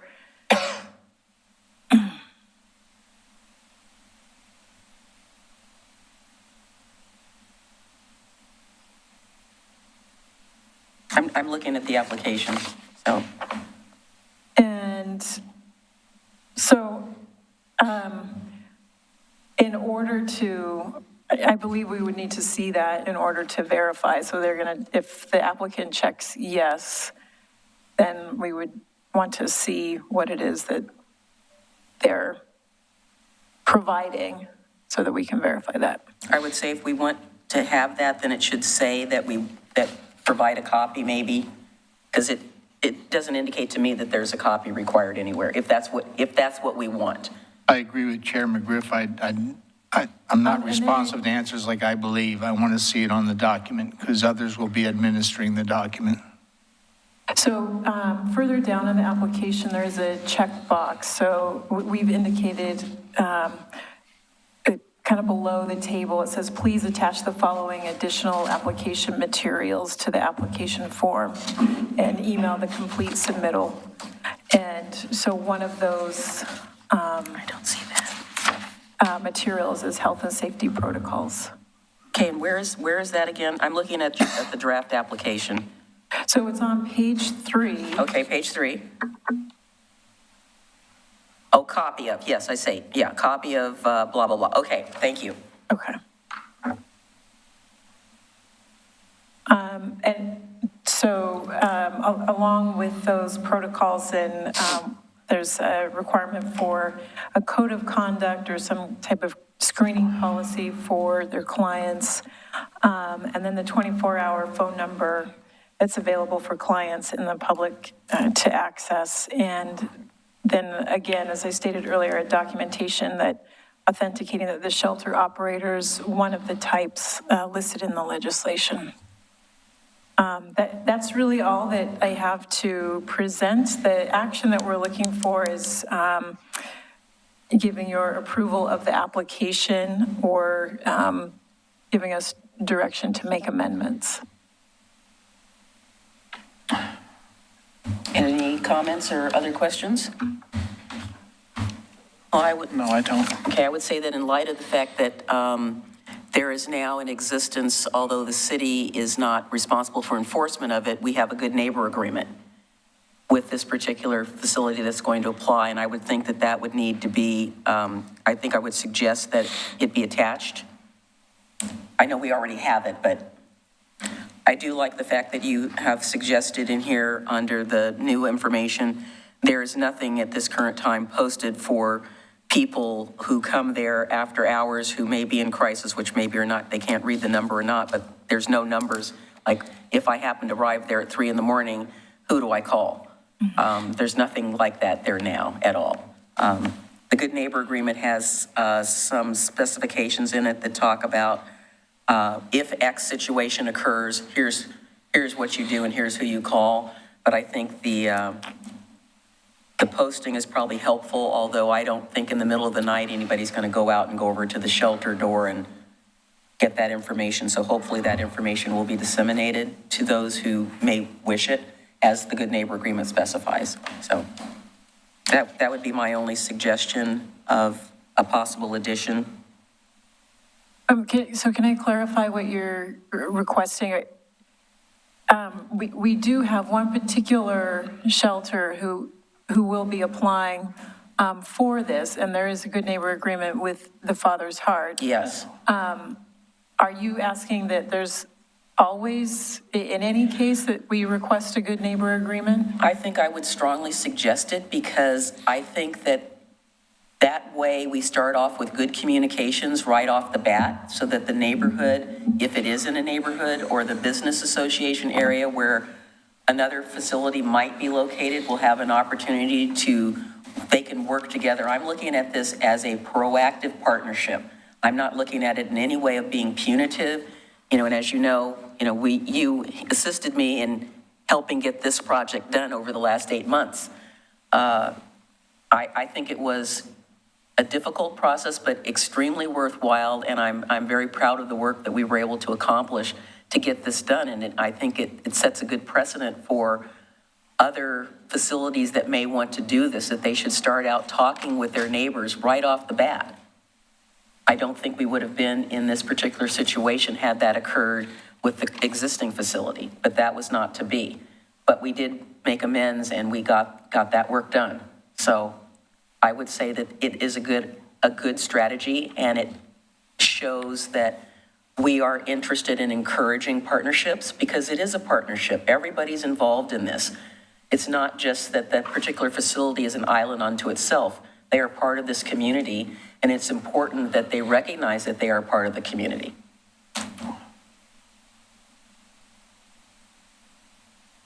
Based on our experience, if that's your position, I would agree with it. I think that the Good Neighbor Agreement should be in place. I mean, it avoids future problems. I agree. Is that something we can include per the statute? So the statute requires the city to approve shelters that meet the terms set out in the statute, and the Good Neighbor Agreement is not one of them. We can certainly ask if they have a Good Neighbor Agreement, and if so, to provide a copy of it. That would be fine. Okay.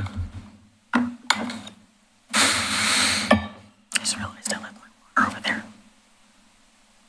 Okay, so what I will do then is, under the list where we've asked for copies of materials, we'll add, if they have one, to submit their Good Neighbor Agreement. I think we would strongly, we would encourage them to have one.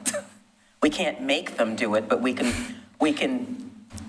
suggest that this would be a good opportunity. Again, using the words that I'm using, partnership, cooperation, everybody wins. Does that sound reasonable, Mr. Gleisman? Yeah, as long as we make clear, it's not a requirement. Yes. A good neighbor agreement, parentheses, strongly encouraged but not required. I would leave off the not required. I would leave on the strongly encouraged.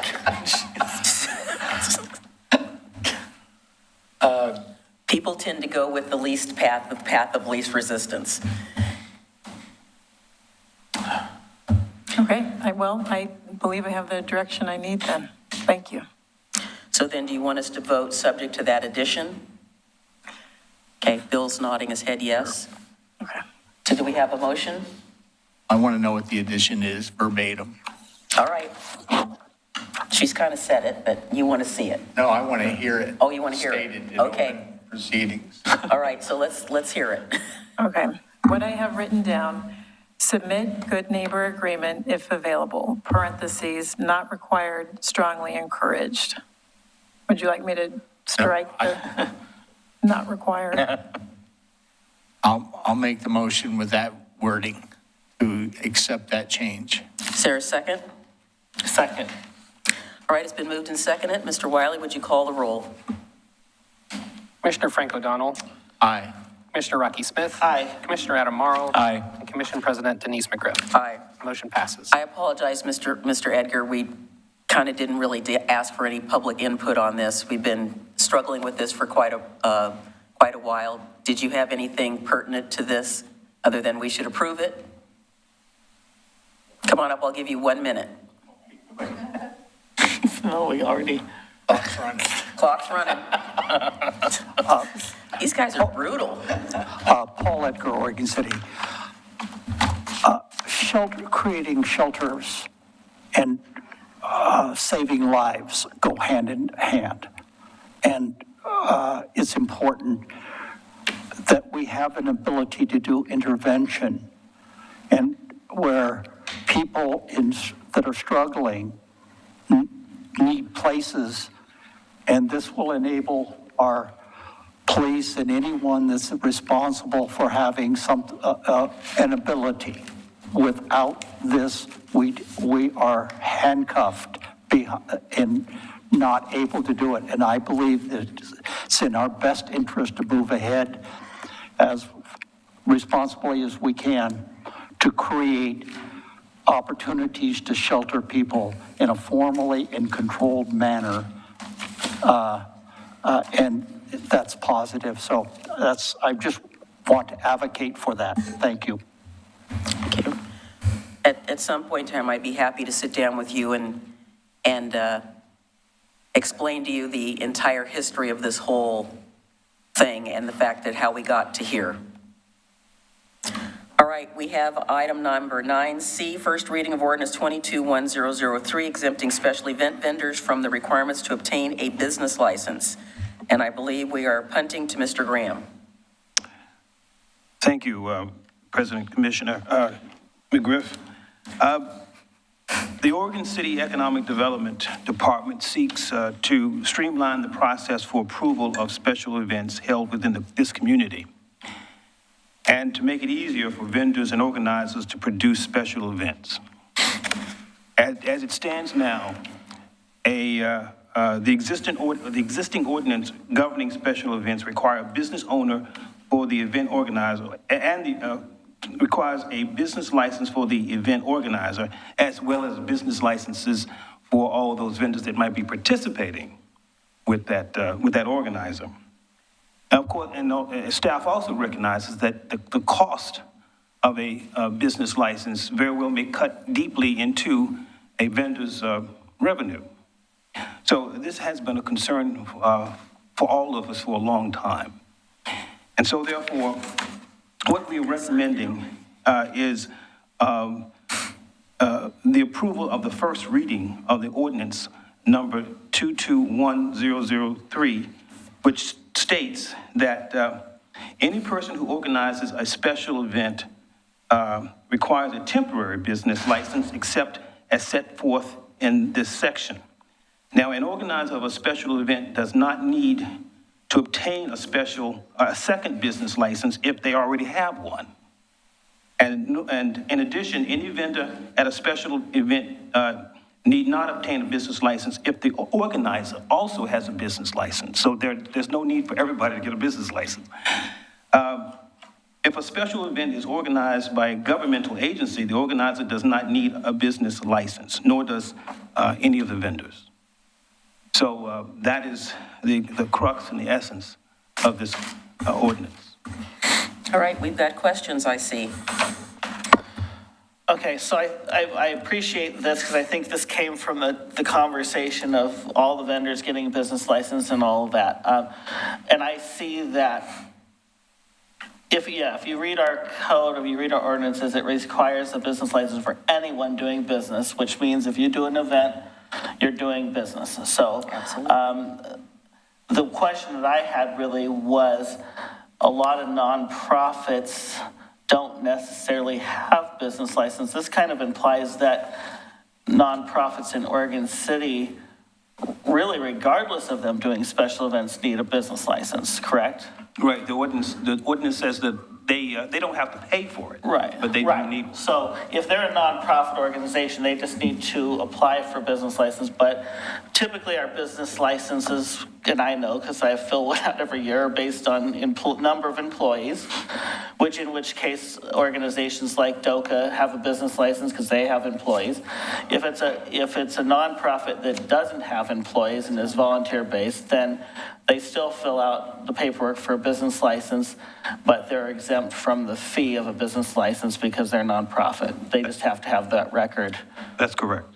Okay, I think this fixes a lot of those concerns about the vendors and all that for events, and I think, it's one piece of this special event topic that can be resolved. I think the only one other thing I'll say, be careful, because we've now put this in this ordinance that says special public events, which is a completely different definition than we've used on any of our paperwork, that says that we're trying to keep public events or special events or signature events or whatever we've called it consistent. So we got to make sure that if we approve this tonight, that is the new term we're using. And as far as I've read it, everything from parks departments, we're not using that term. No, we are. For events. So I am still confused by that.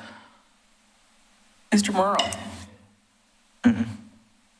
Well, I guess I would concur with you. There were just two things that concerned me. Number one was we don't have a definition.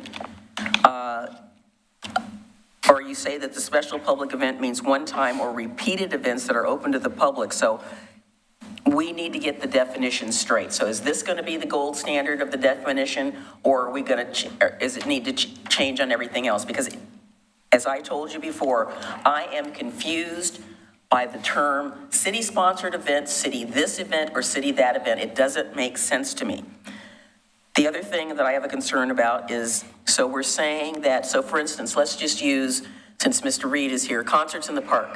So we have vendors that are there, and they have been there every year, including an organization I belong to that's been there every year. So are you saying that as long as the city of Oregon City is sponsoring this event, which is concerts in the park, that the vendors who are there do not need any sort of business license?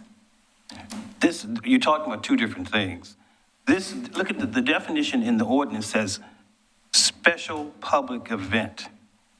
And that is a special public event. Yeah, but you also introduced the term city-sponsored. Well, the city is sponsoring concerts in the park. But on this issue, we're talking about special events, period. I mean, special public. So your answer is no. So special public events means one-time or repeated events that are open to the public and are conducted on city property, including city right-of-way or park or city park. That is concerts in the park. Well, then if that's the case, that fits the definition, doesn't it? Concerts in the Park is at the end of the Oregon Trail Center, which is owned by the city of Oregon City. That is a public city property. It is open to the public. It is a repeated event, except for the 2 years we had COVID, which we did not, last year we did movies in the park. So that was a different special event, but it was still again sponsored by the city. So, But this is, once again, this is special public event. It has nothing to do with sponsored or not sponsored. This is simply a definition about special public event.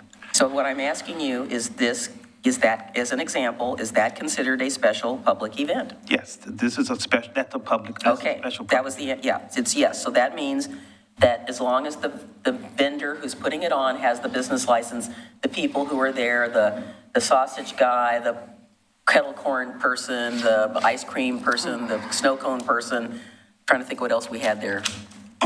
We had cotton candy. So they don't need to get a separate business license because this is a 6-event, one-shot deal just for that year. Exactly. Okay. Are there any other events you can think of that might fall under this? Well, this is I know. I think we're on the right track, and this is so dang close. But Yes. I think you've opened up a can of worms again, because remember, I've brought this up in numerous meetings. The last time Parks brought us anything regarding events, it said specifically, we refuse to call special events in Oregon City special events anymore. It's only going to be park rentals. There's never been this name special public events. That came into another document, I think the last meeting, where I described that there was 5 different descriptions of what a public event was. I'm just saying, if we approve this tonight, then what that's saying, special public events, is now going to mean we use that word now, which Parks has already said they don't want to use, and yet hasn't come back to answer us. And we've already used special public events in numerous meetings. We've used the word special events without the word public to describe the same things. So that's the confusion. We don't know what we're talking about. I don't even think the departments know the difference between what they're talking about. We have to get coordination here. Yeah. Well, while Mr. Reed is coming forward. I just waved Mr. Reed up. At the risk of opening further cans of worms or hopefully clarifying it, I think there's several things going on at the same time. One of them is sort of our regulatory aspect, which is business license, and the other is sort of sponsoring, where the city's going out and doing things. And this is about that regulatory side. And this special public event may well include park rentals. It may include city-sponsored events, Right. but it also be completely private organizer. You know, if somebody wants to rent there might be other things going on, but this is, the special public events is just for the business license code. Right, so if I want to use Chapin Park for the wiener dog races that are going to happen in Oregon City in 2024, then that would be considered a one-time special event. That's right. According to this definition. And I'm going to have, It'd be a park rental. it'd be a park rental. What makes that event special? What we try to work through, and when we're working through this process, is what actually makes an event special? What is the relationship between the event that makes it special? Aren't they all special? Exactly. Aren't they all special? And what we came to is we're providing the park as a site to be rented. And that's simple. That's something easy people can get their mind around. And so to streamline that, that's why we said we're providing the park as a site to rent. It just makes it simple. Okay, well, I'm clear now. So as long as we define this as this only applies to the business license section of the code and does not apply to, maybe it needs to be somewhere in a little asterisk or a footnote, this definition only applies to business licenses. That would make it. Yeah, but if you're renting Chapin Park to do an event that you're making money on, you're still going to have to get a business license, and that definition is going to be special public events versus park rental. It's confusing. It's the same thing. Well, when you say it like that, it kind of sounds like the same thing. I wanted to approve this because I think you did it right. That one word is a no vote for me. Until we figure this out, it doesn't make any sense. And both departments need to get on the same page because it doesn't make sense. Well, if we do the first reading and make a correction, we have the ability to make a slight correction. Ready. I understand what Bill's saying, and I'm okay with it. How can you help, Mr. Conkle? Yes, why don't we ask that this get pulled, and we'll bring it back so that it's clear to what the definitions are, and we're not making changes in between a first and a second reading. Yeah, I understand now We'll just bring back a clean copy. I'm in agreement with Because bringing in it the back. parks, In the Parks Department, are we truly not using special events terminology at all? It's just a rental. It's just a rental. Okay, but everything that we are talking about for events in economic development is using special event as a definition. So that's what's confusing to me. We've always used special event definitions as the parks. And now that these two things are coming together, parks refuses to use that definition, and that's the only definition that your economic development's using. Do you not think that that's confusing? We will address the definition and bring it back. All right, I'm sorry, this is perfect with the exception of that. It is the word that special is bothering you? Yeah, because Okay. anyone that's gonna rent a park to do a special event is gonna read that, and it implies something that Parks says doesn't exist. All right. So we are going to bring this back at our next regularly scheduled meeting. Do we need to make a motion to hold this over, or we're just doing it? All right, it's by consensus we're doing it. Okay. All right. Oregon City Economic Development Strategic Plan. Thank you, ma'am. No, due to the lateness of the hour, because I had a PowerPoint presentation that I'm not going to use, but due to the lateness of the hour, what we're asking the commission to do is approve the goals of the economic development, to vote to affirm the goals of the 2022-2027 Economic Development Strategic Plan, because the strategies will change. It's the goals that really matter here. The strategies will change. At this point in time, we have implemented 60%. We're implementing 60% of the goals as we stand today. So we've done a lot already with using the strategic plan, and so we've been successful in implementing a little over 60%. So all we're asking really is to vote to affirm the goals associated with the economic development strategic plan. Starting on page 29. Yeah. Yes. Everybody turn to page 29 in your hymnals.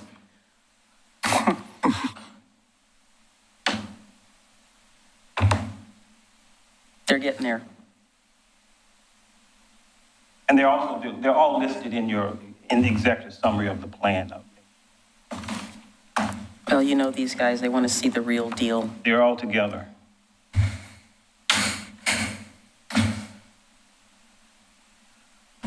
Now, if it helps, we could bring up the PowerPoint because it also lists them as well.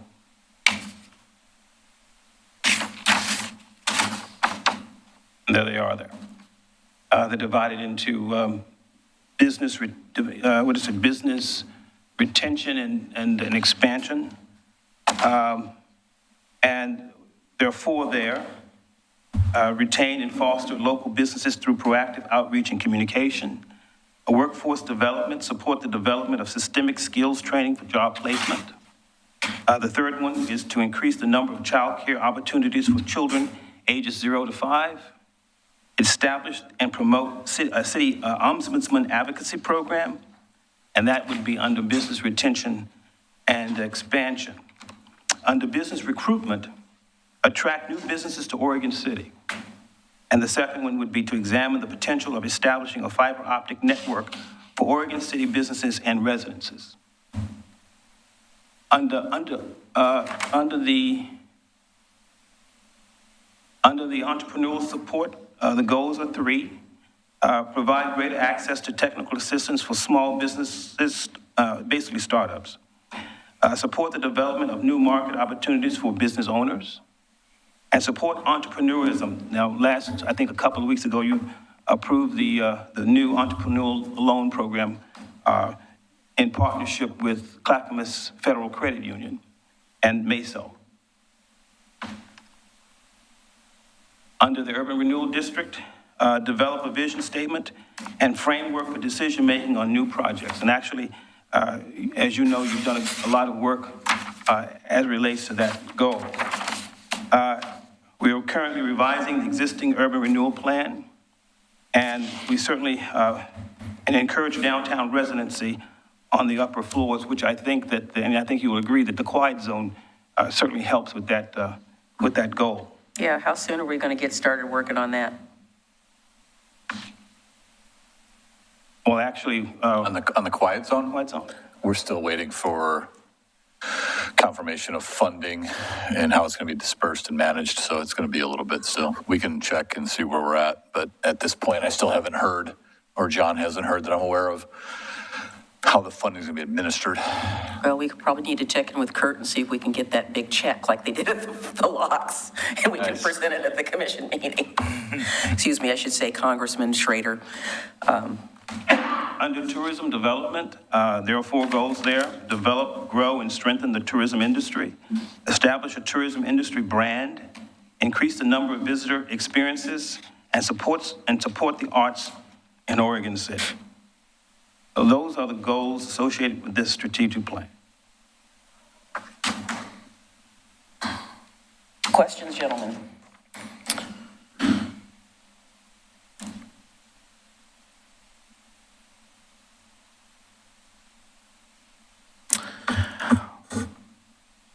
Are you taking a deep breath to get your question ready? Because I have a question. It's not a question. Okay. I mean, anyone that's watched any meeting regarding tourism or economic development since this year started knows that I have major concerns about this and have the entire time.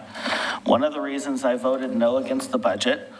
And I'm not going to say there hasn't been successes. There has clearly been successes, and I think actually in probably the last month or so, we're seeing even more than we have previous to that. So I am not discounting those successes. However, we are mid-budget.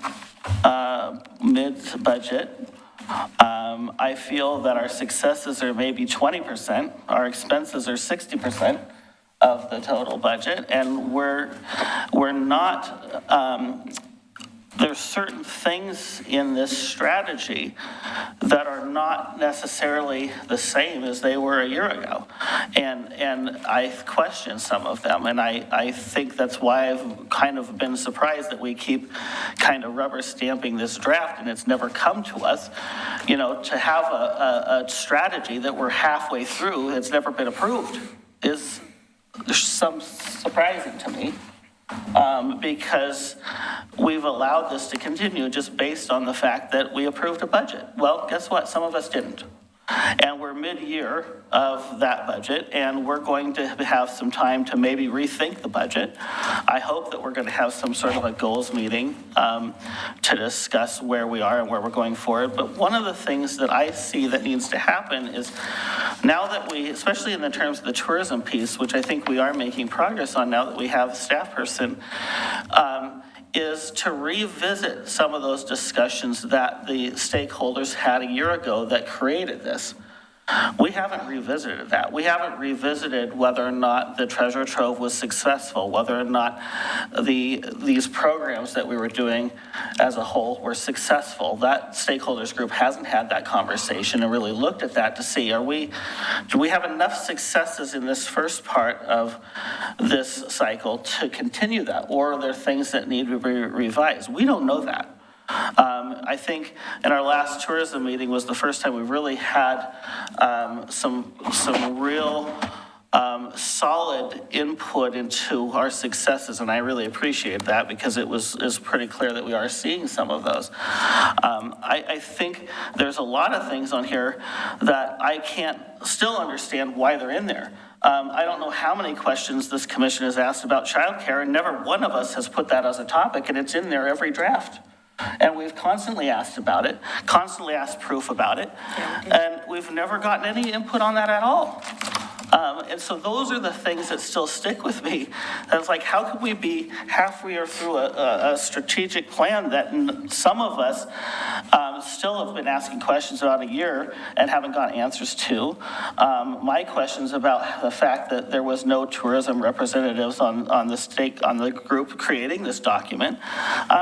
There's so many missing pieces, and I think, yes, we're successful, and we've had some successes, but I can't support it, and I'm not going to. I'm going to vote no just as a message to say we need to relook at this and visit it, and, kind of see what we do through the rest of this cycle and hope that we can step it up a little bit, because I'm not seeing that happen. And I think if I just vote yes, we're still going to go status quo with just accepting the fact that the budget is the sole gift of this, and that's it. And it's not, so I can't support it.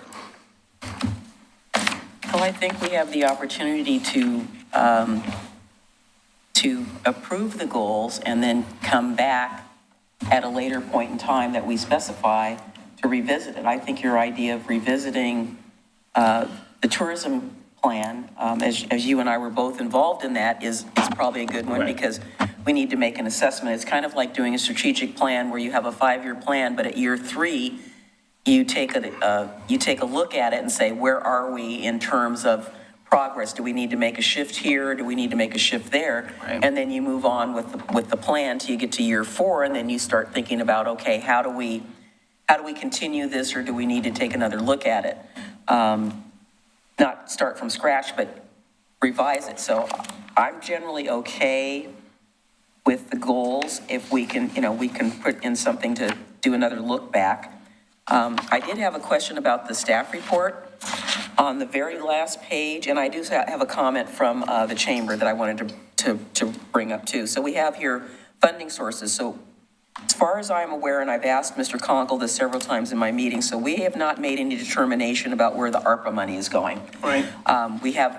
We have some general thoughts from the city manager about placeholders, but nothing has been firmed up here. So I guess funding source, I would have to say that should have said pending ARPA funding, subject to some further review, because we haven't done that. We do know about the general fund specifically, but we don't have anything on the ARPA funding. Let me go to the chamber's comment. So it was. It's regarding the Chamber's Business Recovery Center. They are going to be using some county ARPA money for funding and future programs. And what they're asking is they would like to know about the city's ARPA and entrepreneurial program with the possibility of collaborating and partnering with a complementary program from the Chamber if it's advantageous for the business community.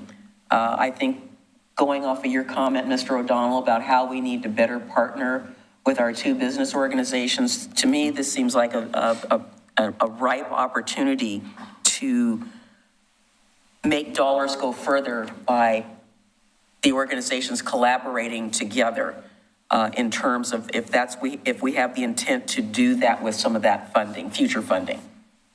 So I guess I just wanted to kind of throw that out for your just thoughts at this point in time, just because you just heard this, because I just got this like about an hour ago. So is that something that you would be interested in working with them on? I mean, I think it's a great opportunity if that's a possibility. Victoria, the CEO of the Chamber, and I have talked about this actually very recently, and it's a no-brainer to me.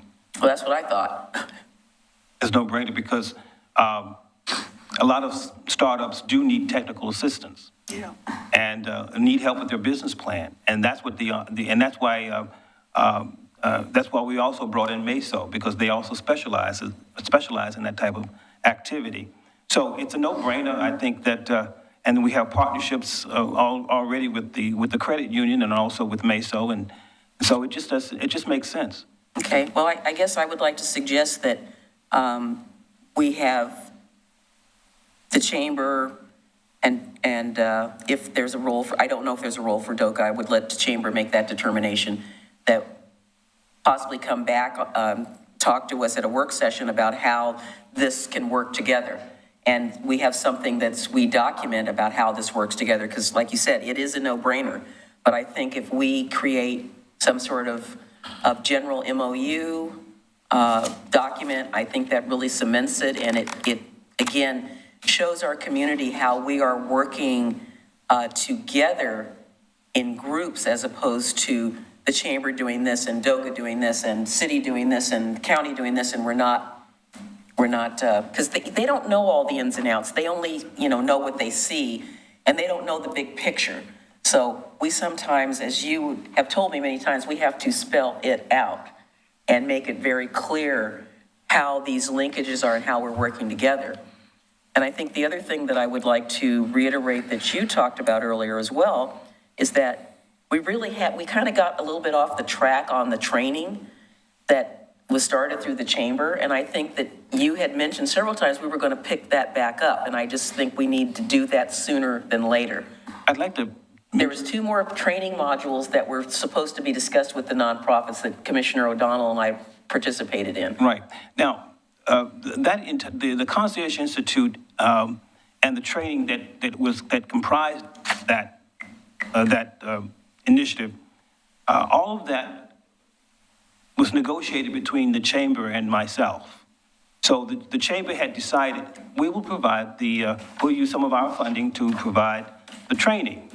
And then we agreed, the city agreed to use its funding to provide some further technical assistance, as well as interns, as well as a lot of types of resources to help boost those historic sites particularly. But I recall there was a request for a continuation of, I'd have to go back to my notes, but there were at least 2 things that they had talked about. They wanted to see if we could have 2 more modules. Oh, yes. And I've been asked several times, when are we going to do that?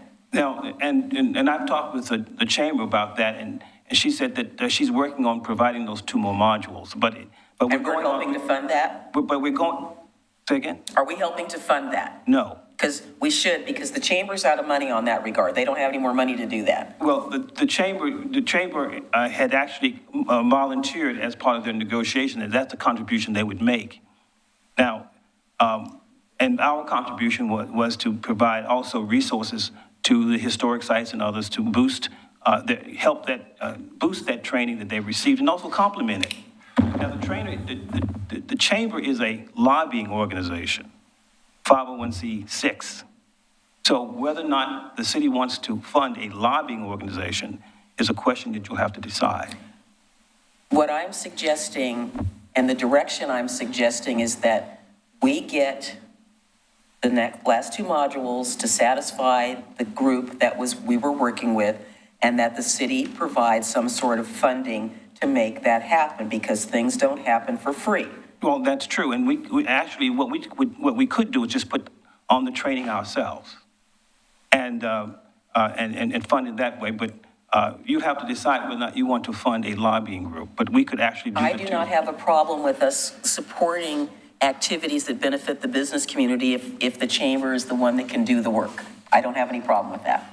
Well, I think we both can do the work. That's not the issue. I think that the modules can be provided. So how can we get this done? That's what I'm asking. Oh, that's also a no-brainer. We just do it. Okay, then let's just do it.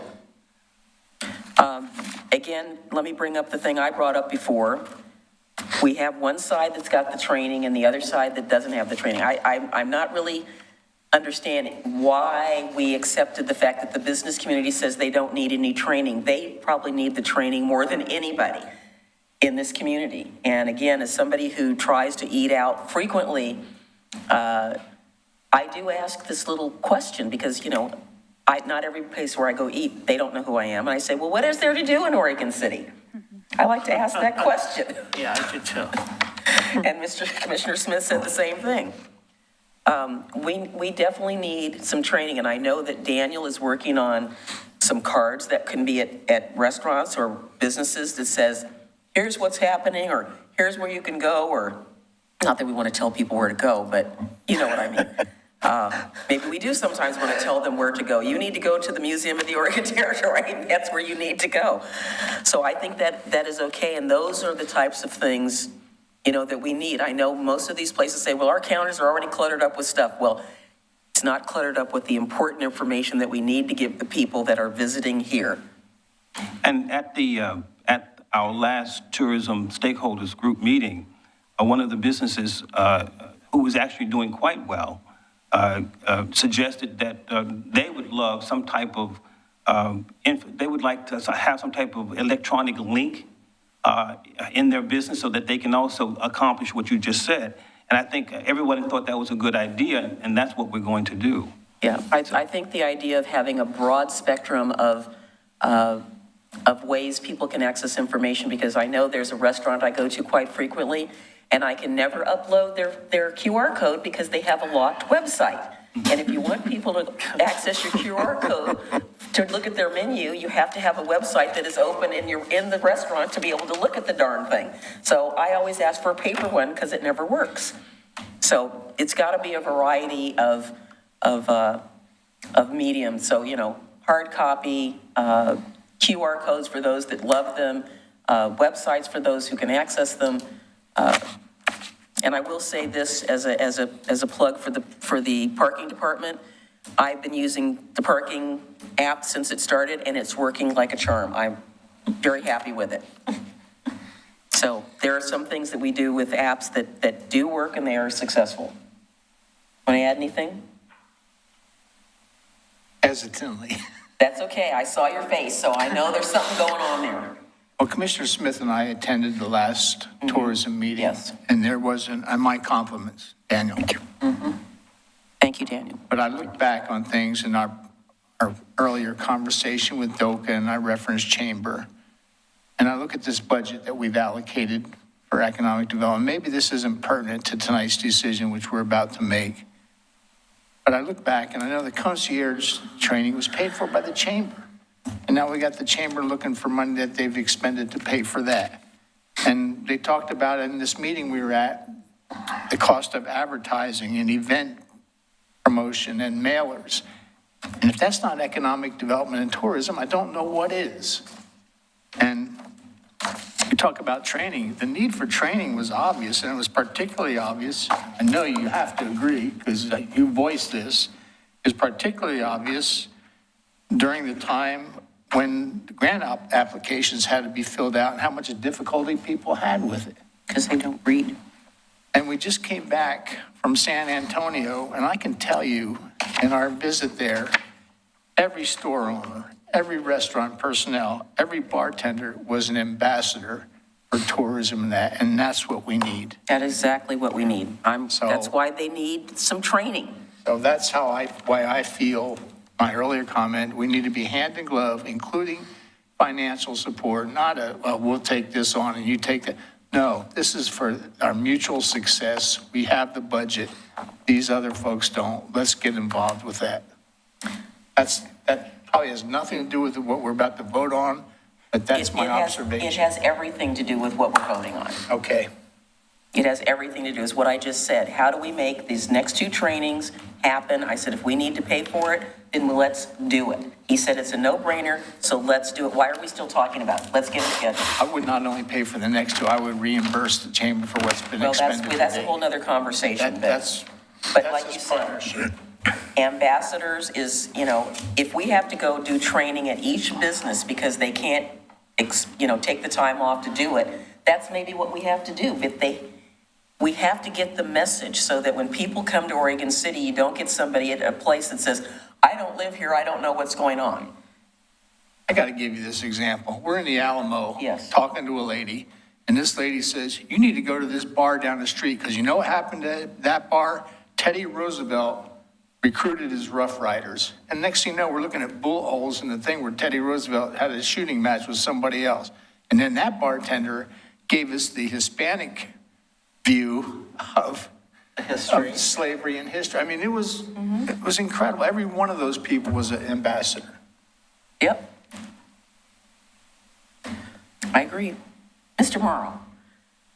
Thank you. I don't have too much to add. I trust what Commissioners Smith and O'Donnell have to say about this, because they're the ones who are directly involved in this, especially Commissioner Smith. And so I just hope that that we would be able to at least approve the goals, because I am prepared to do that tonight.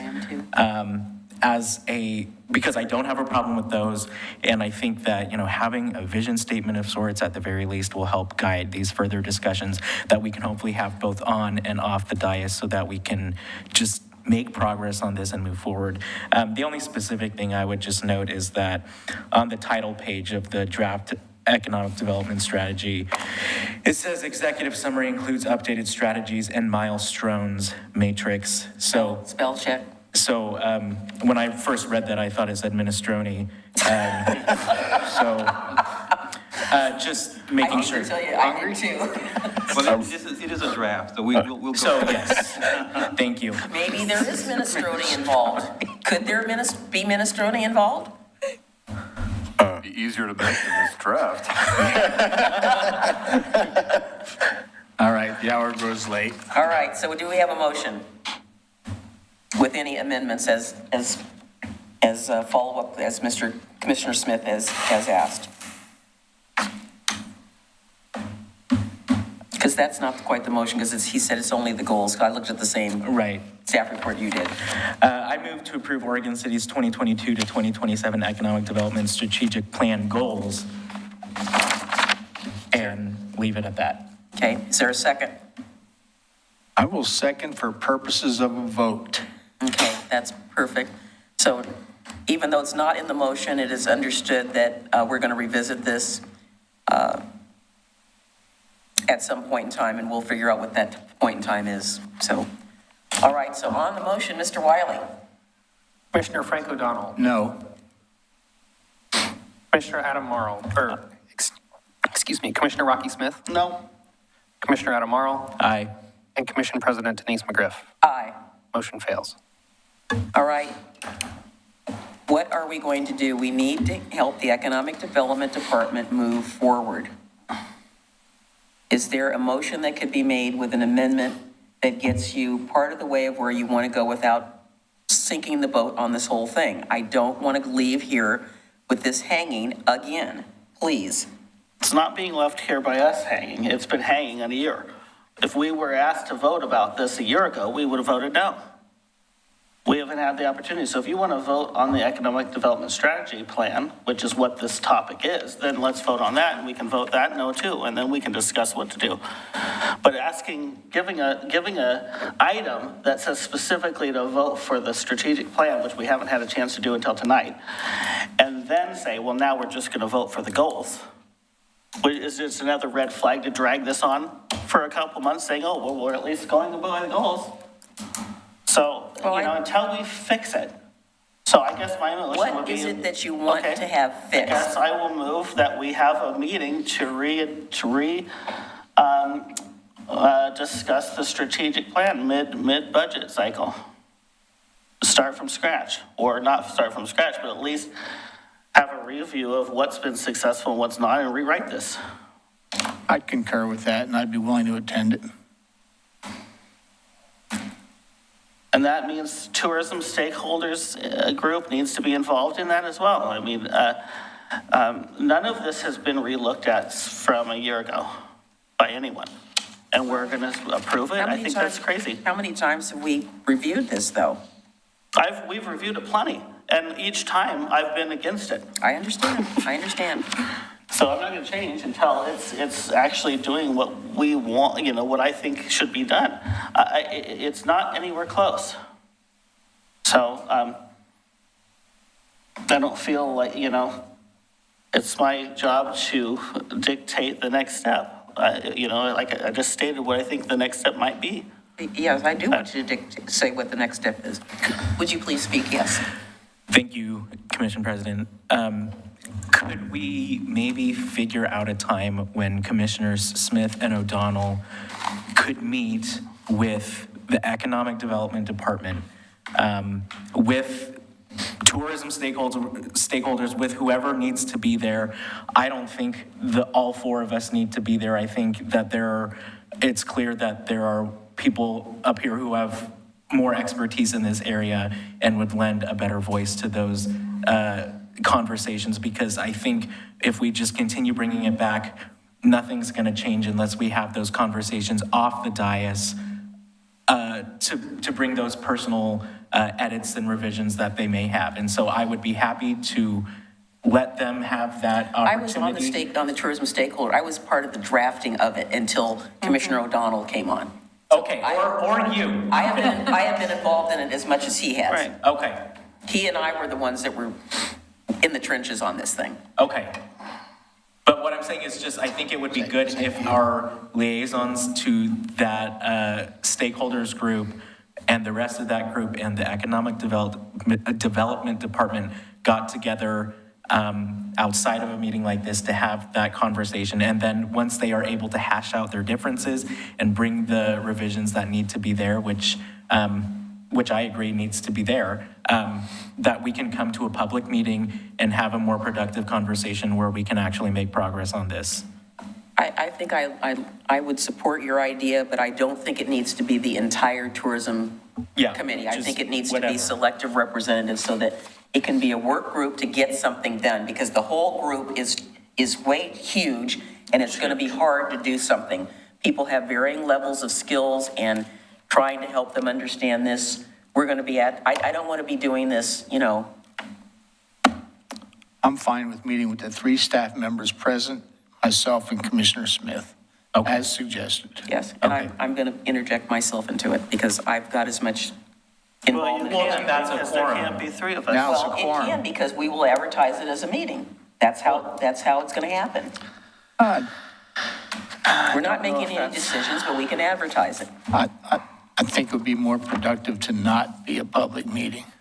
Well, in having a discussion, we need to follow the public meeting law. We're not going to be making decisions, we're going to be making recommendations. So we can work that out off the No, we dais. can work that out right now tonight. We can take a vote on the nature of this meeting. I make a motion that these 3 people who are tasked with economic development and tourism meet with Commissioner Smith and I, because we're the ones that are objecting to the plan as proposed. That's my motion. Oh, you're objecting to the goals. That's what we were voting on. So, and I guess the plan. I want to revisit the sources of our objections. Is there a second? Second. All right, let's call for the vote. Commissioner Frank O'Donnell? Aye. Commissioner Rocky Smith? Aye. Commissioner Adam Marl? Aye. And Commission President Denise McGriff. Can I make one more comment? No, I'm going to reluctantly say aye, because I want to move this off the dime. Sorry, I thought you, well, now can I make a comment? I had not voted yet, sorry. Yeah, sorry. That's okay. And just to be clear, that was a vote of aye. Yes. Reluctantly, but it is aye. I'll make my comment during my commission comment time. Okay, all right.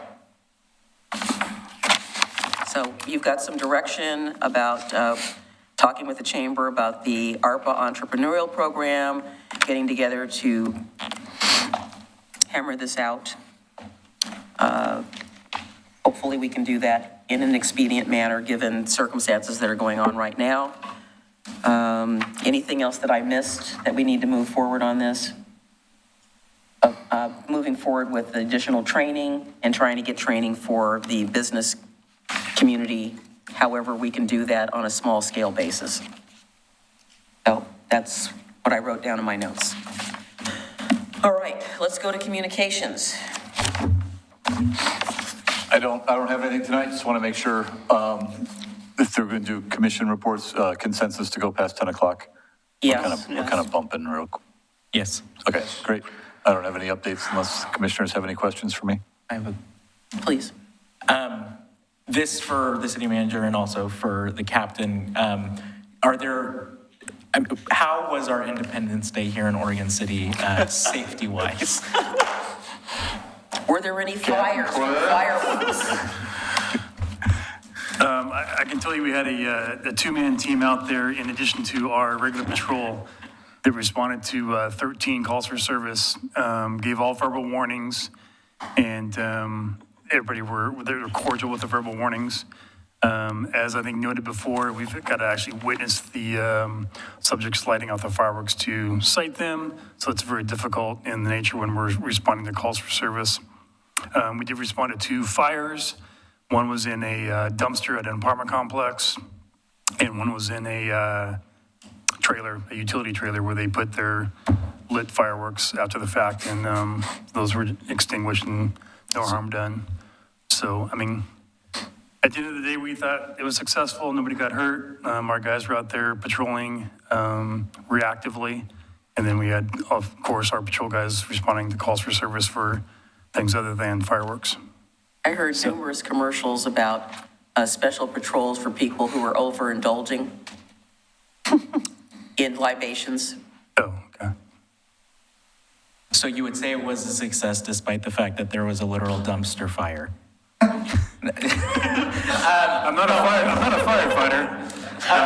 Nicely phrased, sir. No, I'm kidding. I appreciate the work of the OCPD, and yeah, I think it was a safe and successful Independence Day from what I was able to see. Well, while we're still on the police issue, I would like to get some follow-up. I was made aware that county sheriff's departments are going to different jurisdictions within their counties to ask about and I'll say this because I wrote it down, a law enforcement intentional use of deadly physical force response plan. Apparently as part of SB 111. So what's your question? Is that something that the county is working on? So this is a follow-up. Yes. We don't need to answer it tonight. And I understand that they don't have to come to jurisdictions, but they're supposed to go to jurisdictions and ask about what we think about this. Is that something that? I think you're referring to the officer-involved shooting protocol that the DA's office spearheaded.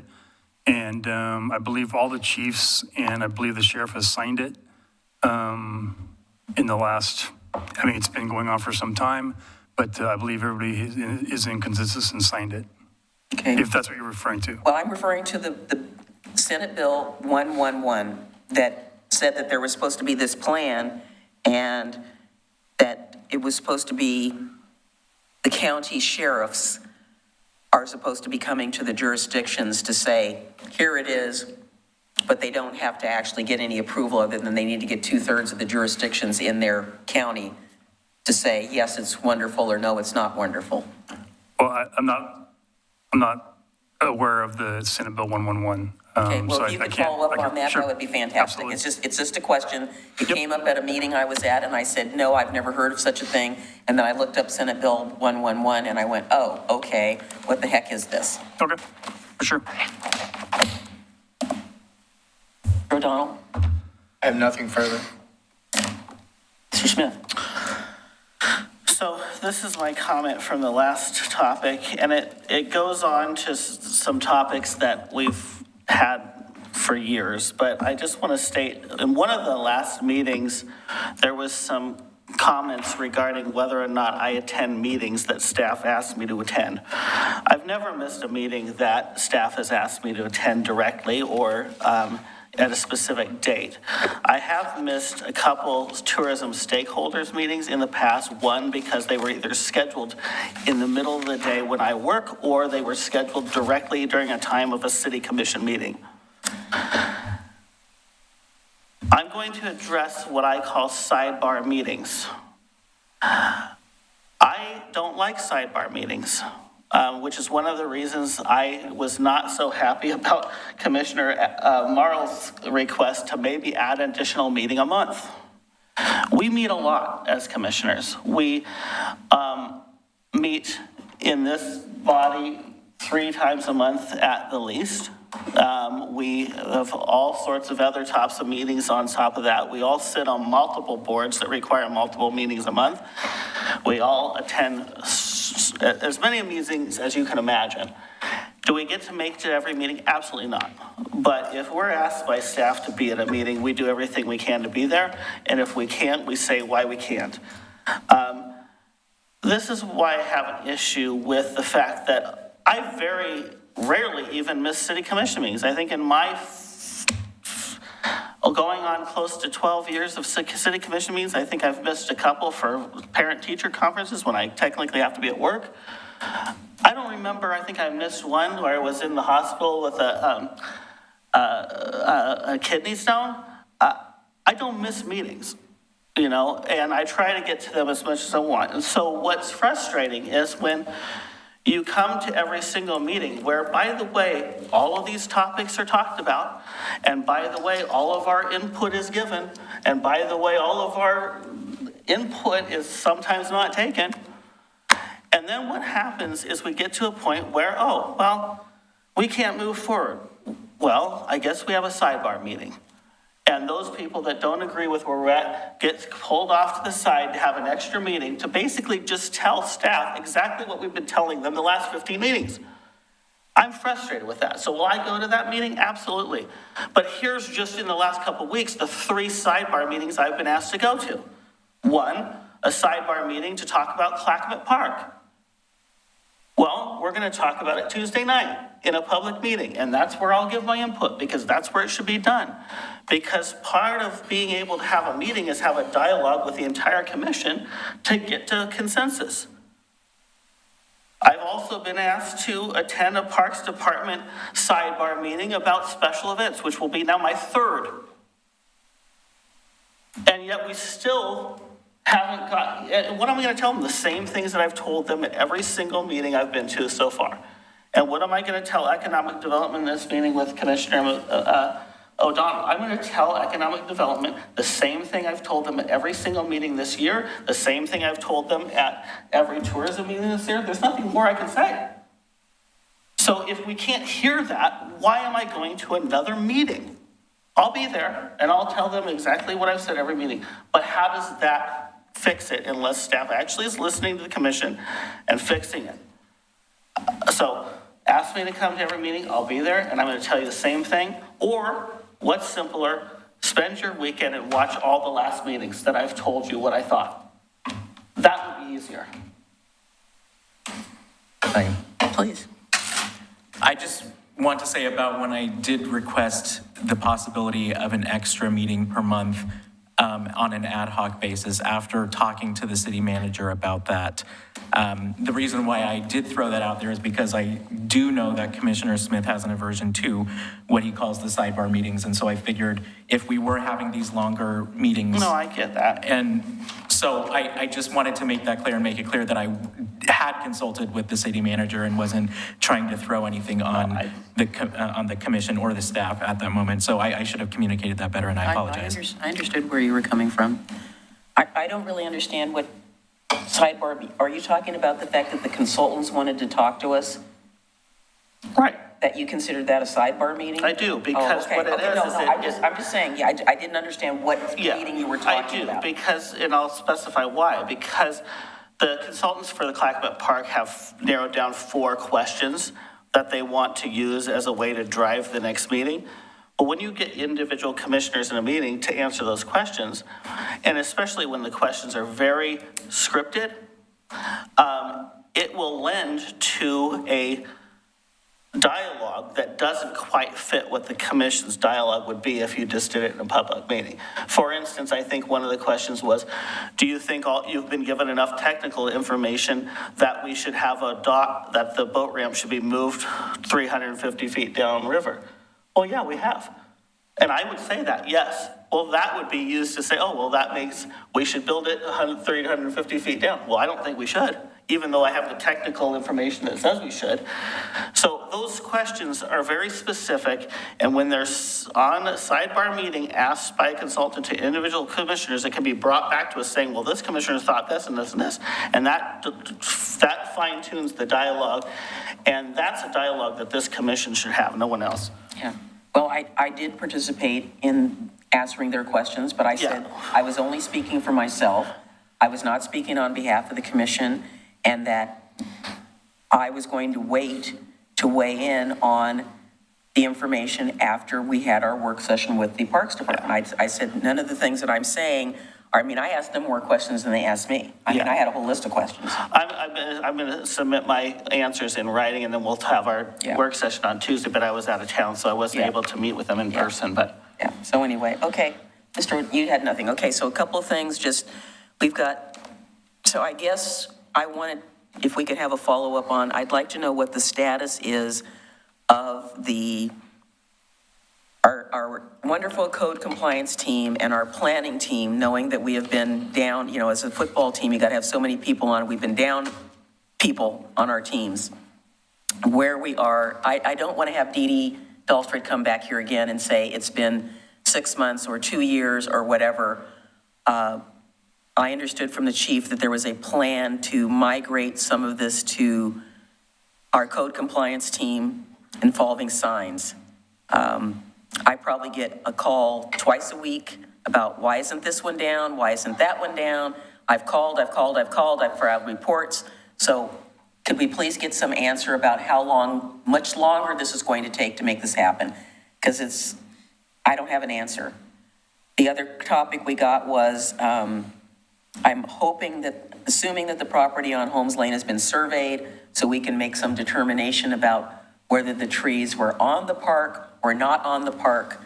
I thought it was interesting that we had 5 different pronunciations. The family's last name is Stafford, not Stanford, but it's the Stafford family, and I do know the history of that being donated to us as a city.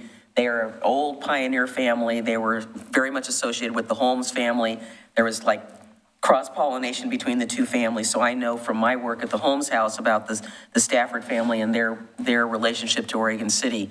So we should make absolutely sure that those trees were not on the park and make sure that we understand that I think the way that Catherine detailed the permits, I wrote a note here, it sounded like they had an erosion control permit. So I'm not sure how removing trees from the adjacent to the park contributes to erosion control, but maybe I don't, again, I'm not an engineer and I will rely on my staff, Mr. Lewis, to tell me about what is involved in erosion control. I think I know, but I'm always willing to learn. So we have several things on those commission comments that we need to follow up on. Sir. I understood it's somewhat some additional information that did they exceed the limits of their permit, and did they in fact have a permit to do what they did do? Well, I understand from staff that there was not a tree plan submitted yet, so. Okay, well that was just. So it's all those little things that, and to be honest with you, where I'm coming from on this is Elyville is going to come back and say, I told you so. I don't want us to have to deal with the I told you so. They're already saying it, but. And then last but not least, I wanted to, I don't know if the camera will pick this up, but the logo for the bridge has been selected. The bridge celebration, so very exciting. It's close up. Yeah, there you go. So watch for that. 100 years. October 1st. I'm very excited about this. And then last but not least, I want to thank you, Tony, directly, and also Greg Williams for the spectacular Juneteenth event that we put on, and it was through your support that we were able to make this happen, Tony. And I have gotten so much good feedback from the community about, number one, that it was a great event. Thank you. It was very good. And number two, that it was city-sponsored. People really appreciated the DEI. Thank you, Patrick, for being there. These are the kind of things that are win-wins for the community, and you helped make that happen. And I just want you to know how much I really appreciate it from my heart, because it meant a lot to me, not only as a community member, but it meant recognition. And again, as the good report that I had from community members who've stopped me in aisle 13, thank you, Bob, and elsewhere in the community about how much they enjoyed it. It was on Willamette Falls TV, so not everybody came, and I surely appreciate the fact that Mr. Graham came. It was very good, and I foresee that we will have other amazing events. People are genuinely excited about the DEI, and even though we have the naysayers in the community, maybe we're going to change their minds, because we have so much potential, so many things that we can do as a community together that it makes me excited about it, and it makes me happy. And thank you, staff, for all the support that we had, and we hope to see more of you there next year. Thank you, and a lot of that goes to the staff here, Greg, his team, Patrick. I know they were very appreciative of Commission President McGriff and Commissioner Smith being there. I mean, it wasn't just show up and say something. rolled up the sleeves, dug in, helped out, so they really, really appreciated that. It sounded like it was a great event, so thank you. All right. Any other business? Oh, and thank you for being there as well. We had Commissioner Marl attended, and I know you would have attended had you been available, Commissioner O'Donnell, but 3 of us were there, and it was, the community appreciated, and the police department. We had so much fun with those guys.